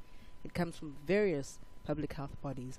Wow. And so as we're engaging with them, they said that, you know what, they've learned something. They left today, they've learned something. So from what they've known, the misconceptions from the past, that they've, you know, but coming to this audio and this conference has given them an opportunity to be educated about the science behind smoke-free products. But not only that, the company's commitment as well to a smoke-free future that you've just spoken about as well. Let's talk about your personal journey into STEM. Yep. What inspired it? Okay, so growing up, I've always wanted to be a scientist. You know, when my parents used to buy us books, you know, our parents buy us books most for kids, the Yes. good night stories. Yes. I think one of my first books was, as I grew older, was a book that explains what viruses are and what they do in the human body. So what Ebola is, what it does in the human body, and then the treatments. So I've always been interested in the health aspect. So went to school then, studied microbiology as an undergraduate degree at the University of Witwatersrand. Went on to master's level, and I did the master's course, and my studies were on oral microbiology as well. And then from then on, became a professional scientist, started working, and I've worked in government, the National Health Laboratory Service, and I moved on to the Health Products Regulatory Body in South Africa. You guys are familiar with that. I think after COVID, we had the... Of course. Yes. They were front and center. Yes. So I was there. I was there with in the front and center as well. Yes. So passionate. I'm very passionate about science. I'm passionate about sharing science, and I'm passionate about the effects on public health, but not on just an individual level. I look at science holistically at a population level. So that's me, and I want to make sure that I leave a mark and I can make an impact. So my role in Philip Morris right now, you said, is head of scientific engagement, and I head that up for Sub-Saharan Africa. And the key thing here is to drive scientific engagement with basically creating awareness about the science behind these smoke-free alternatives across Sub-Saharan Africa. And I don't know if you've spoken about what are smoke-free alternatives to your users, but it's products that don't burn. So when we say don't burn, we mean that there is no combustion and they don't create smoke. So that's why we call them smoke-free alternatives. Very important conversation, and you're the right person for this conversation, because at some point, at some stage, there's someone listening in at home and not quite sure about the health implications. You'd rightfully touched on in nicotine, does it give cancer or not, and you're able to debunk that. I wonder how many more questions, health-related, people have concerning smoke-free alternatives, and we'll continue the conversation. We'll take a very quick break. It's now 19 minutes after 3 p.m. Central African time. We continue the conversation with the head of scientific engagement at Southern Africa for Philip Morris International. We are still at Technovation 2025 in Cape Town. Don't go anywhere. Es-tu préoccupé par quelque chose? Es-tu passionné par les questions qui comptent? As-tu une voix qui mérite d'être entendue? Eh bien, nous avons la plateforme parfaite pour toi. Téléphone-nous ou fais-nous un WhatsApp au +27 66 408 87 42 et nous te rappellerons. Sois dans la conversation. Salut Channel Africa, ici Beno le diamant rouge aka Binal Export depuis le Cameroun, le pays des lions. Voilà. Sois dans la conversation. Il ne s'agit pas seulement de parler, mais c'est ta chance d'exprimer ton point de vue, de partager tes opinions et de t'engager avec une communauté qui valorise ton avis. Suivez-nous sur les réseaux sociaux, visitez notre site www.channelafrica.co.za et préparez-vous à partager vos points de vue sur Channel Africa, la perspective africaine. Let the upside transport you from Cape to Cairo every Stand by 2 to 5 p.m. Central African time. It is now 21 minutes after 3 p.m. Central African time. We are still in conversation with Buhle Binta. She is the head of scientific engagement Southern Africa for Philip Morris International. Technovasion 2025, promoting a smoke-free community ecosystem. That's the conference we are at in Cape Town this afternoon as the upside. And we continue that conversation because you sitting at home right now, and Ubuhle mentioned it earlier. She said, but do you really know what smoke-free is, what those products really do? And let's debunk that, Buhle. Someone sitting at home right now, what are smoke-free products? We mentioned a few in previous interviews, but I think you are the best person to tell us a bit more in depth. What are smoke-free alternatives? What are these products, and what do they actually do for us in terms of our health? Okay, sure. So smoke-free products, we've got a portfolio, right? We've got heated tobacco products, such as IQOS that we have as Philip Morris in South Africa and globally. And basically what a heated tobacco product is a product that heats tobacco, so there's no burning. So just before you went on the break, I spoke about what is smoke-free. Yeah. So maybe let me take a step back. The issue when someone lights up a cigarette is burning, right? Combustion takes place. They light up the cigarette, high temperature, temperatures that rise in temperature, and then there's burning. Burning creates smoke. And when you have smoke, you have thousands and thousands of chemicals released in smoke. And a few hundred of these chemicals have been actually linked to smoking-related diseases by public health authorities, right, globally. And then, so that's just the issue with burning. So cigarette, burning, or combustion. Right. Now, we recognize that the issue is burning, so we need to try and eliminate burning. So what we've done is create a category of products that don't burn. So there's no combustion, and hence we say smoke-free. They generate an aerosol, and these are the heated tobacco products, which heat tobacco. Temperature regulation system within the device creates an aerosol, a nicotine-containing aerosol that gives satisfaction to the user, right? And then they get nicotine, basically, which is what they want. Then you've also got another category called e-vapor or e-cigarettes, right? These heat a liquid nicotine. And it also creates a nicotine-containing aerosol or a vapor, and you'd be familiar with the term vaping, right? That's where it comes from, right? And again, gives satisfaction to the user. Then the last category of these products are our oral smokeless products, which are your snus or your nicotine pouches. So Philip Morris has nicotine pouches in South Africa, and it's called Zen. And nicotine pouches evolved from snus, which is your traditional oral smokeless product. So think about a pouch that contains oral tobacco, moist tobacco. And this has been used in Sweden for decades and decades and decades of years. And you put this pouch between the lip and the gum, and it releases nicotine to the user, right? Into the oral mucosa. And so nicotine pouches have evolved. It's just nicotine, so there's no tobacco in the nicotine pouch. Again, gives satisfaction to the user. But you know what's key here is that these products are only for smokers who'd rather continue smoking. So if someone can quit, we always advise that quit. If you don't smoke, don't start. However, if you choose or would like to rather continue, then you rather switch to something that's less harmful to your health. But it's not only said by us. It's said by credible independent bodies such as the U.S. Food and Drug Administration, and in the UK we've got several, Public Health England, the Royal College of Physicians. So it's different bodies, independent bodies that have come out and said that these products are less harmful, and they assess them differently, obviously. So they will not just say this one and this one; they assess them differently. So. Yeah. For those who worry about the long-term effects, we've heard about the long-term effects of smoking. We've seen pictures of people's lungs, turning all black because of smoking.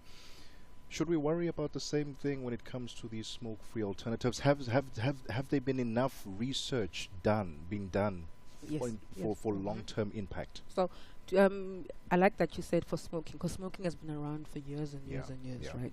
But when it comes to these products, which are new technological advancements, the science is we're still collecting epidemiological data, which takes time.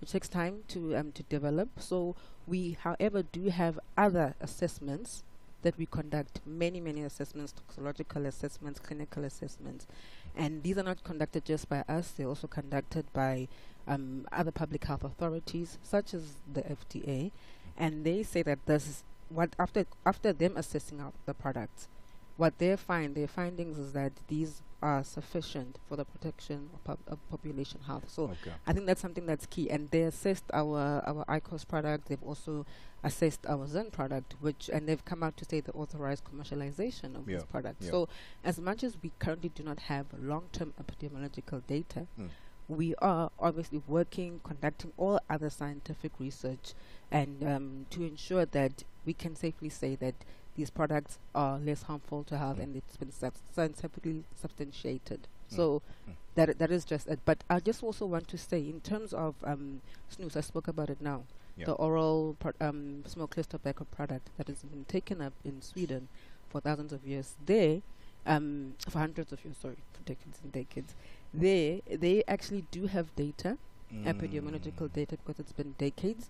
And what you see is that the incidences of smoking-related diseases in the population, which is the male population that actually took up this product, is the incidence of smoking-related diseases is much less in comparison to the female population. And Sweden right now is about to reach, or has already reached a smoke-free status. Yeah, with less than 5% of the population smoking. Yeah. Affordability. Yeah. We're talking about a healthy alternative to smoking. Some may think, these products, maybe they're very expensive, I can't afford them. Is there any truth to that? No, not necessarily. So we've got a broad range of products, and these broad range of products also have different price entry points. So we try to ensure that we cater for all smokers. So all smokers, and because we want to see them switching. So no, different price ranges. Buhle, any last words that you'd like to share to our listeners at home and those who are part of the conference about making that switch? I think, what's key here is that we are a technology conference. So as Philip Morris, we are disrupting our business model. We have been a cigarette brand company. We've invested millions and millions into the research and development of these products because we want to show that we believe the science and these products are less harmful. They've been scientifically proven, but not just by us, by different bodies across the public health bodies across the world. And what's key is that we need to see in Africa smokers having access. We need to accelerate the decline in smoking prevalence, and the only way to do that is to ensure that smokers who don't quit switch to these alternatives. A smoke-free South Africa, is that possible? Yes, it's possible in our lifetime. We can definitely achieve that with the right regulation that recognizes that these products are different from cigarettes, so that consumers who currently smoke have access to the information. So definitely, I'd love to achieve that. I'll be a part of that, and I'll interview you when that happens. Thank you. Buhle Binta, the head of scientific engagement Southern Africa for Philip Morris International. Thank you so much for your time and for your insights. Thank you for having me. I hope you enjoy the rest of the conference. We are going to have a fantastic time. I've already eaten some of the food. I'm loving the food and the conversations as well. It is now 30 minutes after 3 p.m. Central African time. Musibudi Makura has your sports. Sports on Channel Africa. The African Perspective. Thank you, Tebogo. Bafana head coach Hugo Bruce has sent a clear message to the South African national squad doing duty at the ongoing COSAFA Cup tournament in Bloemfontein in the country's Free State province that they must continue to show their quality because he's watching. About 12 players in the team coached by Vela Kumalo in the COSAFA Cup were part of the preliminary squad that Bruce had selected for the international friendly matches against Tanzania as well as Mozambique before he trimmed his squad down to 23 players as they're now prepared to meet Mauritius in the final group game this afternoon. Bruce says these players must know that he's watching. We had a list of 40 players. Most of them were new. Most of them were young. So what can I ask more than play with the team I have on my disposition 2 games? And on COSAFA, the coach can also put those players in the team. So the evaluation will be total after COSAFA, and then we will see for the future are there players who we can use in the near future or maybe later. Meanwhile, for the second international friendly match later on tonight against Mozambique and Polokwane, Bruce says it's important that they finish this international break with a win after playing to a goalless draw against Tanzania last Friday. Still be happy after the game. I was not 100% happy Friday either because we only played a draw. You always want to win the game. But again, that was just a little part of it. The biggest part was the performance of the team and the individual performance of the players, and that will be tomorrow also. We like to win the game. Don't misunderstand me. I want to win against Mozambique, and we have to take in account also a little bit our ranking. On to tennis news now. Andy Murray is open to return to coaching at some stage, but says he still has plenty to learn about the role. The 38-year-old who retired from tennis at the 2024 Olympic Games joined long-time rival Novak Djokovic coaching team just last November. However, the pair parted company in May this year after just 4 tournaments together, with the former world number 1 Djokovic stating he couldn't get more out of their partnership. Murray was positive about the 6 months he and Djokovic spent together, hailing the unique experience of working with one of the best athletes of all time, while also stating that he had not planned on making the transition into coaching quite so soon after hanging his racket. On to basketball news now. Al Ahly Tripoli of Libya as well as Al Ittihad of Egypt became the first two teams to qualify for the semi-finals of the ongoing Basketball Africa League, played at the Sunbet Arena in Pretoria on Monday. In a dominant display, Al Ahly Tripoli beat Kroll Star from Cape Verde 107-81, with Al Ittihad in the most thrilling game in the capital city so far, edging out FUS Rabat of Morocco 86-83 in an overtime victory. So in the last 4, the Egyptians are waiting for the winner between US Monastir and the defending champion Petro de Luanda. The head coach Omar Suleiman was relieved after seeing his team conquer in overtime. I expected that the game will not be easy. Before the game, we talk about this game. It's a knockout game, quarterfinal, so it will be tough, and it's happened. The good issue, the positive side, that we deal with the pressure, we deal with the game, most of the game, in a good way. That's why we won the game. But the other hand, we didn't plan to play like this. We plan to play, the game will be better, to lead more, to end the game in a better way. Meanwhile, well-travelled South Sudanese Australian player Jo Lual Aku has previously has gone down this route before with Al Ahly and came close to winning the BAL a few seasons ago. He showed his quality in this game with a double-double of 16 points as well as 11 rebounds. The 2024 BAL Most Valuable Player talks about his experience and how he uses it in this phase of the competition. Yeah, I think personally the growth just comes from just being as present as possible, kind of just shutting the noise out in a way and just figuring out what the next play is, finding ways to be effective, and I think the biggest thing is just really just being present and not letting the moment be bigger than what it is. Just trying to have fun with it, really. And that's a wrap from the sports desk at this hour. For any sports stories you'd like to share with us, please send us an email to newsroom@channelafrica.co.za or call us on +27 11714 4459. For Channel Africa Sport, I am Mosibudi Makura. Sports on Channel Africa.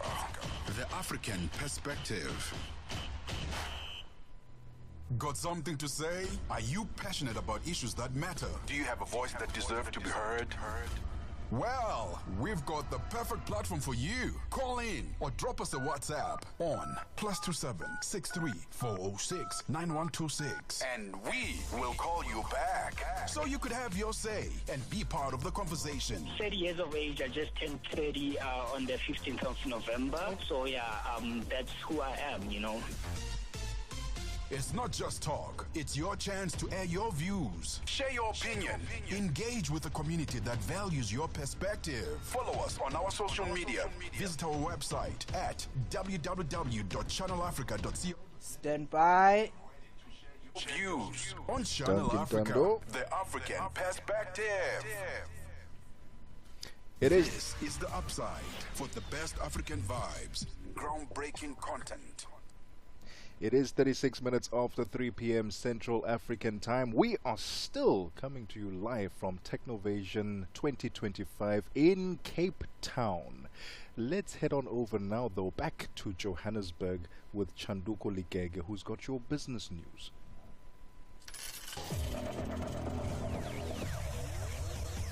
Business news on Channel Africa. The African perspective. Thank you, Tebogo. Good afternoon. South African President Cyril Ramaphosa has confirmed his participation in the upcoming G7 summit in Spain. This follows an official invitation from this year's G7 convener, Canada. Speaking during an engagement with youth beneficiaries of key employment initiatives in Pretoria, Ramaphosa highlighted the importance of the summit as a platform to advance South Africa's priorities ahead of its G20 presidency. The president is set to hold bilateral meetings with leaders, including Germany's Chancellor Friedrich Merz, Canada's Prime Minister Mark Carney, and U.S. President Donald Trump. Coming to the G7, yes, we are going to the G7. We've been invited by Canada, who are the conveners, who are the head of the G7 this time round. And I'm hoping that when we meet the various other leaders of various countries who are part of the G7, we'll be able to interact meaningfully with them. I'm going to have bilaterals with the Chancellor of Germany, with the Prime Minister of Canada, and of course I'll also be meeting President Trump, who we met at the White House. So the G7 gives us an opportunity to go and propagate our message, the message about the presidency of South Africa of the G20 and how we want to see great outcomes out of the G20. South African power utility Eskom says it has received close to $28 billion from government to finance its growing debt. This was revealed by the executives of the power utility when they briefed the Standing Committee on Appropriations on the Eskom Debt Relief Amendment Bill, which is currently before Parliament. Eskom CFO Caleb Kasim says they are expecting more debt relief from government over the next 3 years. South African manufacturing output decreased by 6.3% year-on-year in April. Declines were recorded across the board, with 9 of the 10 divisions witnessing a slowdown in activity. Food and beverages and metals and machinery divisions were the largest negative contributors. Together, the two divisions subtracted 3.2 percentage points from overall manufacturing growth. Nikolai Klassen is the Director of Industry Statistics at Stats SA. 4 divisions contracted by more than 10%. These were electrical machinery, the automotive division, communication and professional equipment, and the miscellaneous category, furniture and manufacturing not elsewhere classified. Glass and non-metallic mineral products was the only division that recorded positive growth, expanding by 2.3% year-on-year. On a month-on-month basis, seasonally adjusted manufacturing production increased by 1.9% in April 2025 compared with March 2025. Nigeria and Saudi Arabia oil company Aramco are struggling to reach an agreement on a record $5 billion oil-backed loan after a recent decline in crude prices sparked concern among banks that were expected to back the deal.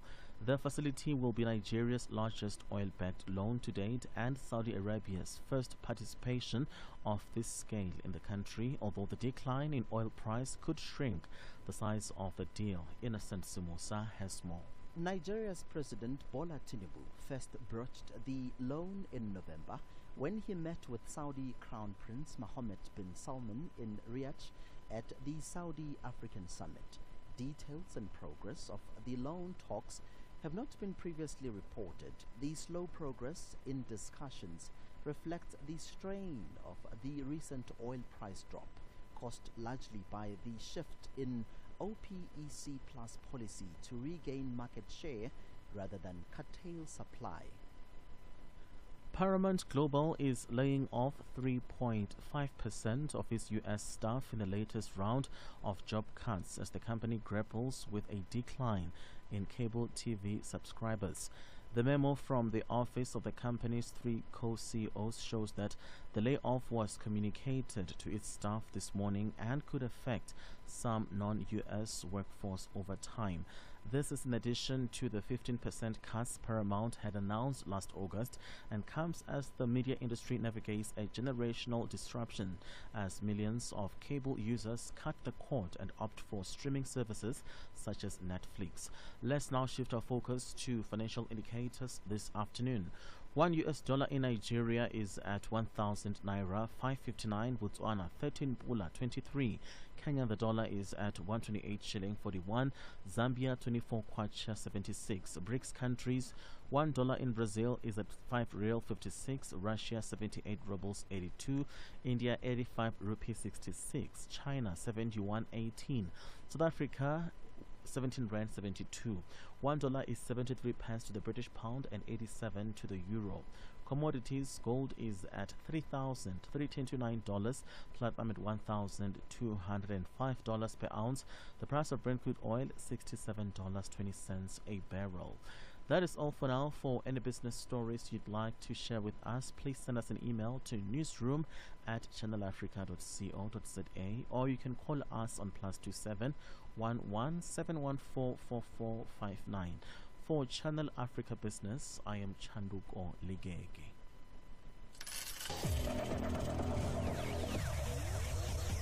Business news on Channel Africa. The African perspective. Africa. It's time to plug into the heartbeat of the continent. Tune in to Channel Africa, your go-to radio station that broadcasts in 5 different languages. L'Afrique du Sud célèbre la journée nationale du Kabla hujaitwa kwa jina la Double K, or more of our forests have been destroyed. Partido Africano da Independência da Guiné. Channel Africa represents every corner of this amazing land. From Lagos to Cape Town, Nairobi to Dakar, we've got you covered with the freshest news, music, and cultures. So, turn up the volume, feel the rhythm.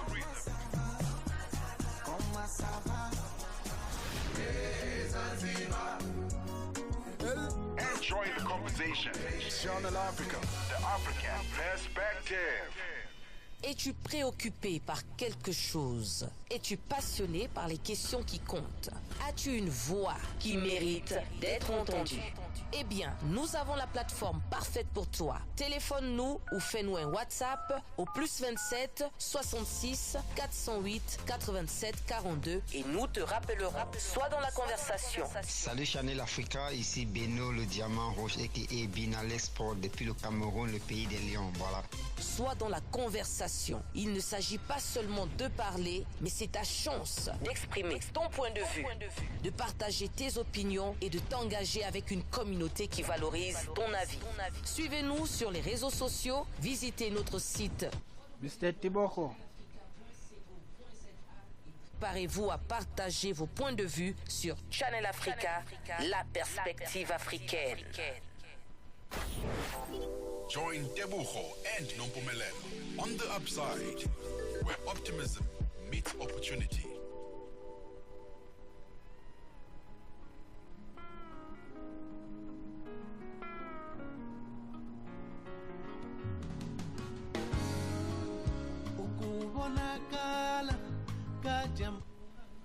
Hello, Cape Town.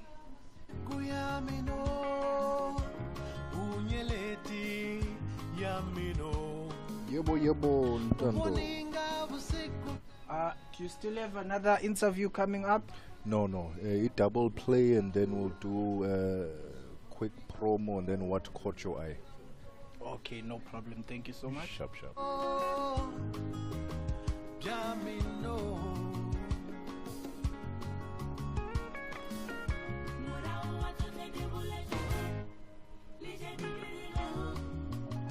Kitla go direla tsohle moratiwa ntsiwa wena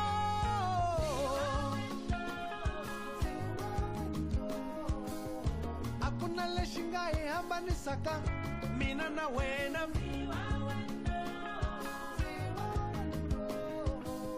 ri ta dula mmogo go ya go ile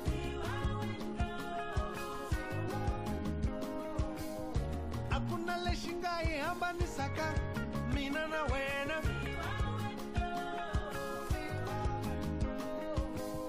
ri ta dula mmogo go ya go ile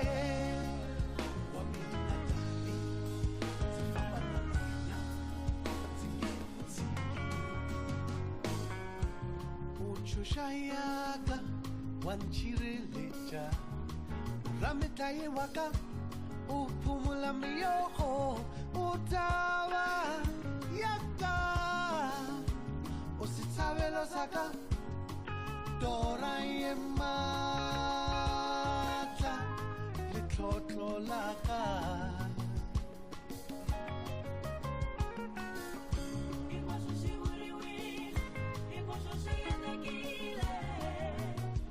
ta ku endlela hinkwaswo murhandziwa muratiwa ndziwa wena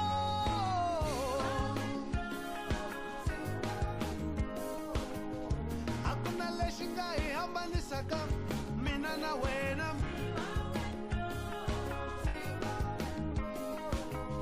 ri tlatula moko ku ya huyile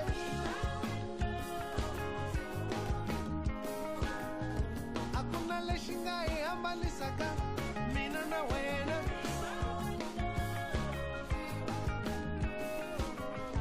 ri tlatula moko ku ya huyile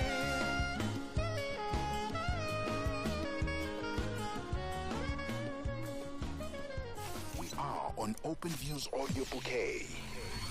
Channel 628. If it's news and current affairs, leading opinions, and thought leaders that get your groove, this is your home. The Upside.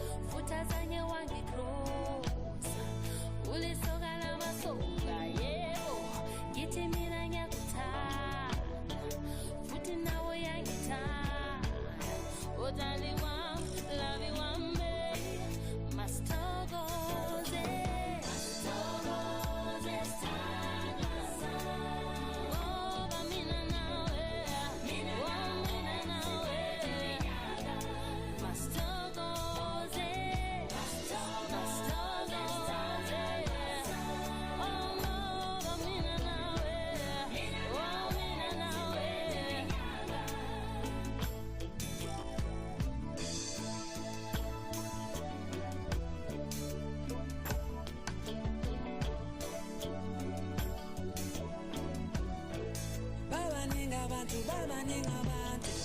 bebasela umona bathi uzondishiya wena uzondilahla babaningi abantu bebasela umona bathi uzondishiya wena uzondilahla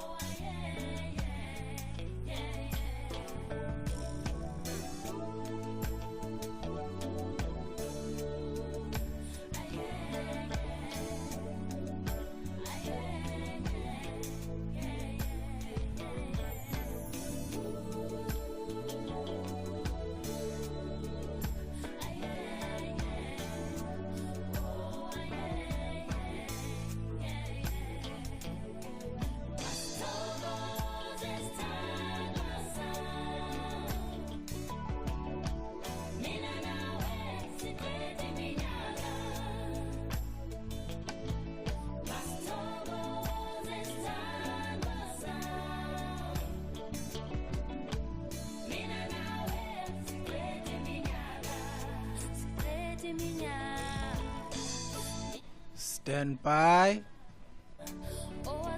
Danke. Fading.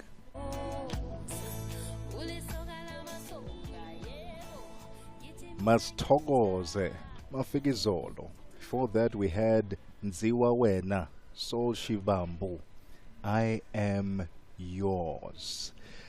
It is now 7 minutes before 4 p.m. Central African Time. We are still coming to you live from the Technovasion 2025 conference in Cape Town, where Philip Morris International is advocating for a smoke-free society. It is now time also for What Caught Your Eye before I wrap up the show. Thank you so much for tuning into The Upside on Channel Africa for the African perspective this afternoon. We are coming to you live on our social media platforms. You can stream us at Channel Africa on Facebook or YouTube. If you have DSTV, it's channel 802, OpenView channel 628. And as always, you can stream us on www.channelafrica.co.za. All right.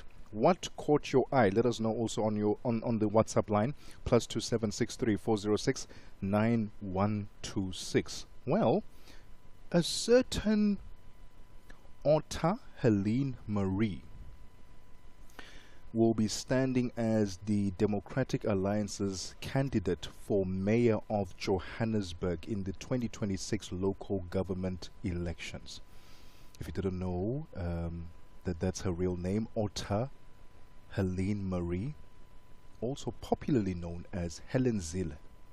She will be standing in as the DA's candidate for mayor of Johannesburg. She's seriously considering it, and she really says that the inspiration or the motivation is because she wants to go back to her roots. For a lot of people, they've known Helen Zille as someone from Cape Town. She's been running the Cape Town municipalities, and she's been in Cape Town. You associate Helen Zille with Cape Town. But she was born in Johannesburg, Hillbrow to be precise. And the applications for this year's candidate to run for the mayor of Johannesburg are closing on the 15th of June. So Helen Zille has up until the 13th of June to decide if she wants to be the mayor of Johannesburg. Now, this has been met with some resistance from some people. I know on social media people are still debating about it right now. Politicians, Herman Mashaba of Action SA is opposing this move, saying, basically in a nutshell, we don't want Helen to be running the Johannesburg municipality. We don't want her here. She must stay in. She must stay in Cape Town. But what do you think about this move? Is this a wise one for Johannesburg? Considering her track record, many will still say that in Cape Town, while she was mayor, the head honcho there, she ran the municipalities quite well, a lot of them, but the questions were raised. What about the informal settlements? What about the townships? Those she often neglected, and some are still highlighting on the fact that she really did not prioritize them. She would prioritize only the affluent neighborhoods and ensure that those are running well. Will it be the same then for Johannesburg? Consider the townships in Johannesburg. Quite big townships, prominent townships in Johannesburg. Will they be featured? Will she take care of them? These are questions that people are asking. And mind you, in 2008, Helen Zille won the World Mayor Prize for improving service delivery. Johannesburg, if you're a resident, perhaps you agree with the fact that service delivery needs to be improved in Johannesburg, and therefore a voice, prominent voice like Helen Zille will be the right person to champion it. Let us know on our TikTok platform, what do you think of Helen Zille running for the Joburg mayor position? Currently it is being held by Dada Morera of the ANC. Have you seen improvements in service delivery under his tenure? Are you happy with the work that he's put out there? Do you think it's time now for a change? Will you give him another term? And now that Helen Zille is putting her hand in the mix, is she then someone that you'll also consider? Let us know on our TikTok platform at Channel Africa. Send us a comment there or send us a voice note. We'd love to hear from you. +27634069126. For now, though, it's 2 minutes before 4 p.m. Central African time, and I Need to Love and Leave You from the beautiful mother city of South Africa, Cape Town. Technovasion 2025, we are calling it a wrap. Thank you so much for tuning in to The Upside on Channel Africa with me, Tebogo Lekhuleni. Stay on because Tami Ngubeni is coming up next. And in fact, she's on the line. Tami, good afternoon. What's coming up on the show? A very good afternoon to you. Look, first and foremost, I need to ask you, how's the weather in Cape Town? Because Gauteng and pretty much the rest of the country is freezing. Is Cape Town any different? It's been pleasant. The sun has been out, and I think it's mostly because Nombuyiselo and I are here. We've brought the sunlight. That's why it's been pleasant. It's been chilly, windy, but it's not as bad as Joburg, I'm told. Well, I'm really happy to hear that. Well, in that case, I look forward to you coming back and bringing us the sunshine. But here's what we've got in store for you on Africa in Business today. We'll be looking at a number of stories, but one of those is a story around the World Bank's Macro Poverty Outlook 2025, which has shown that Botswana may breach its debt ceiling. That is, of course, unless fiscal deficits are reduced. We'll be joined this afternoon by an independent economist, Tsepo Khadima, to take a look at Botswana's debt levels and how bad are they really. That's just part of what we'll be looking into in Africa in Business today, including the inaugural policy dialogue on entrepreneurship education, which kicked off in Boksburg, which is in Johannesburg, South Africa this week. Yet another important conversation. I can't wait to be tuning in and listening in on Africa in Business with you, Tami. As for me and Nombuyiselo from Cape Town, it's a goodbye, and we can't wait to see you back in Joburg tomorrow. And yes, remember to bring the sunshine along with you. 100%. That's the Upside team signing out from Cape Town. It's gone exactly 4 p.m. Central African time as we head over now to the news desk for the latest in local, continental and international news with Onel Nzinzi, followed by headlines from the world of sport with Musibudi Makura. SABC News. The African perspective. Thank you, Tami. Looking at your top stories, the U.S. wants Rwandan troops out of Congo before a peace deal is signed, and Israel attacks Yemen hours after warning residents to evacuate. The latest news. Greetings to our listeners. The United States is promoting a deal that would require Rwanda to pull troops from eastern Congo before the two sides sign a peace agreement. U.S. President Donald Trump's administration is holding talks to end fighting in eastern Congo in order to bring investment to the region. Elizabeth Mapari reports. In May, Washington wanted a peace agreement finalized within about 2 months, an ambitious timeline for resolving a conflict with roots in the Rwandan genocide more than 3 decades ago. A draft peace agreement seen by Reuters as a condition for signature is that Rwanda withdraws troops, weapons and equipment from Congo. The authenticity of the document, which is undated, was confirmed by 4 diplomatic sources who said it was written by U.S. officials. Analysts and diplomats have reported that Rwanda has sent between 7,000 and 12,000 soldiers to eastern Congo to support M23 rebels. The Northwest Health Department in South Africa says the remaining 23 bodies of illegal miners who were retrieved from Shaft 11 in Stilfontein will be buried once all necessary administration has been completed. 30 unclaimed bodies were buried today. 78 bodies were retrieved during the government-led operation in January this year. The department spokesperson Tahofazo Motiberi explains. we can confirm that 30 bodies have been successfully buried.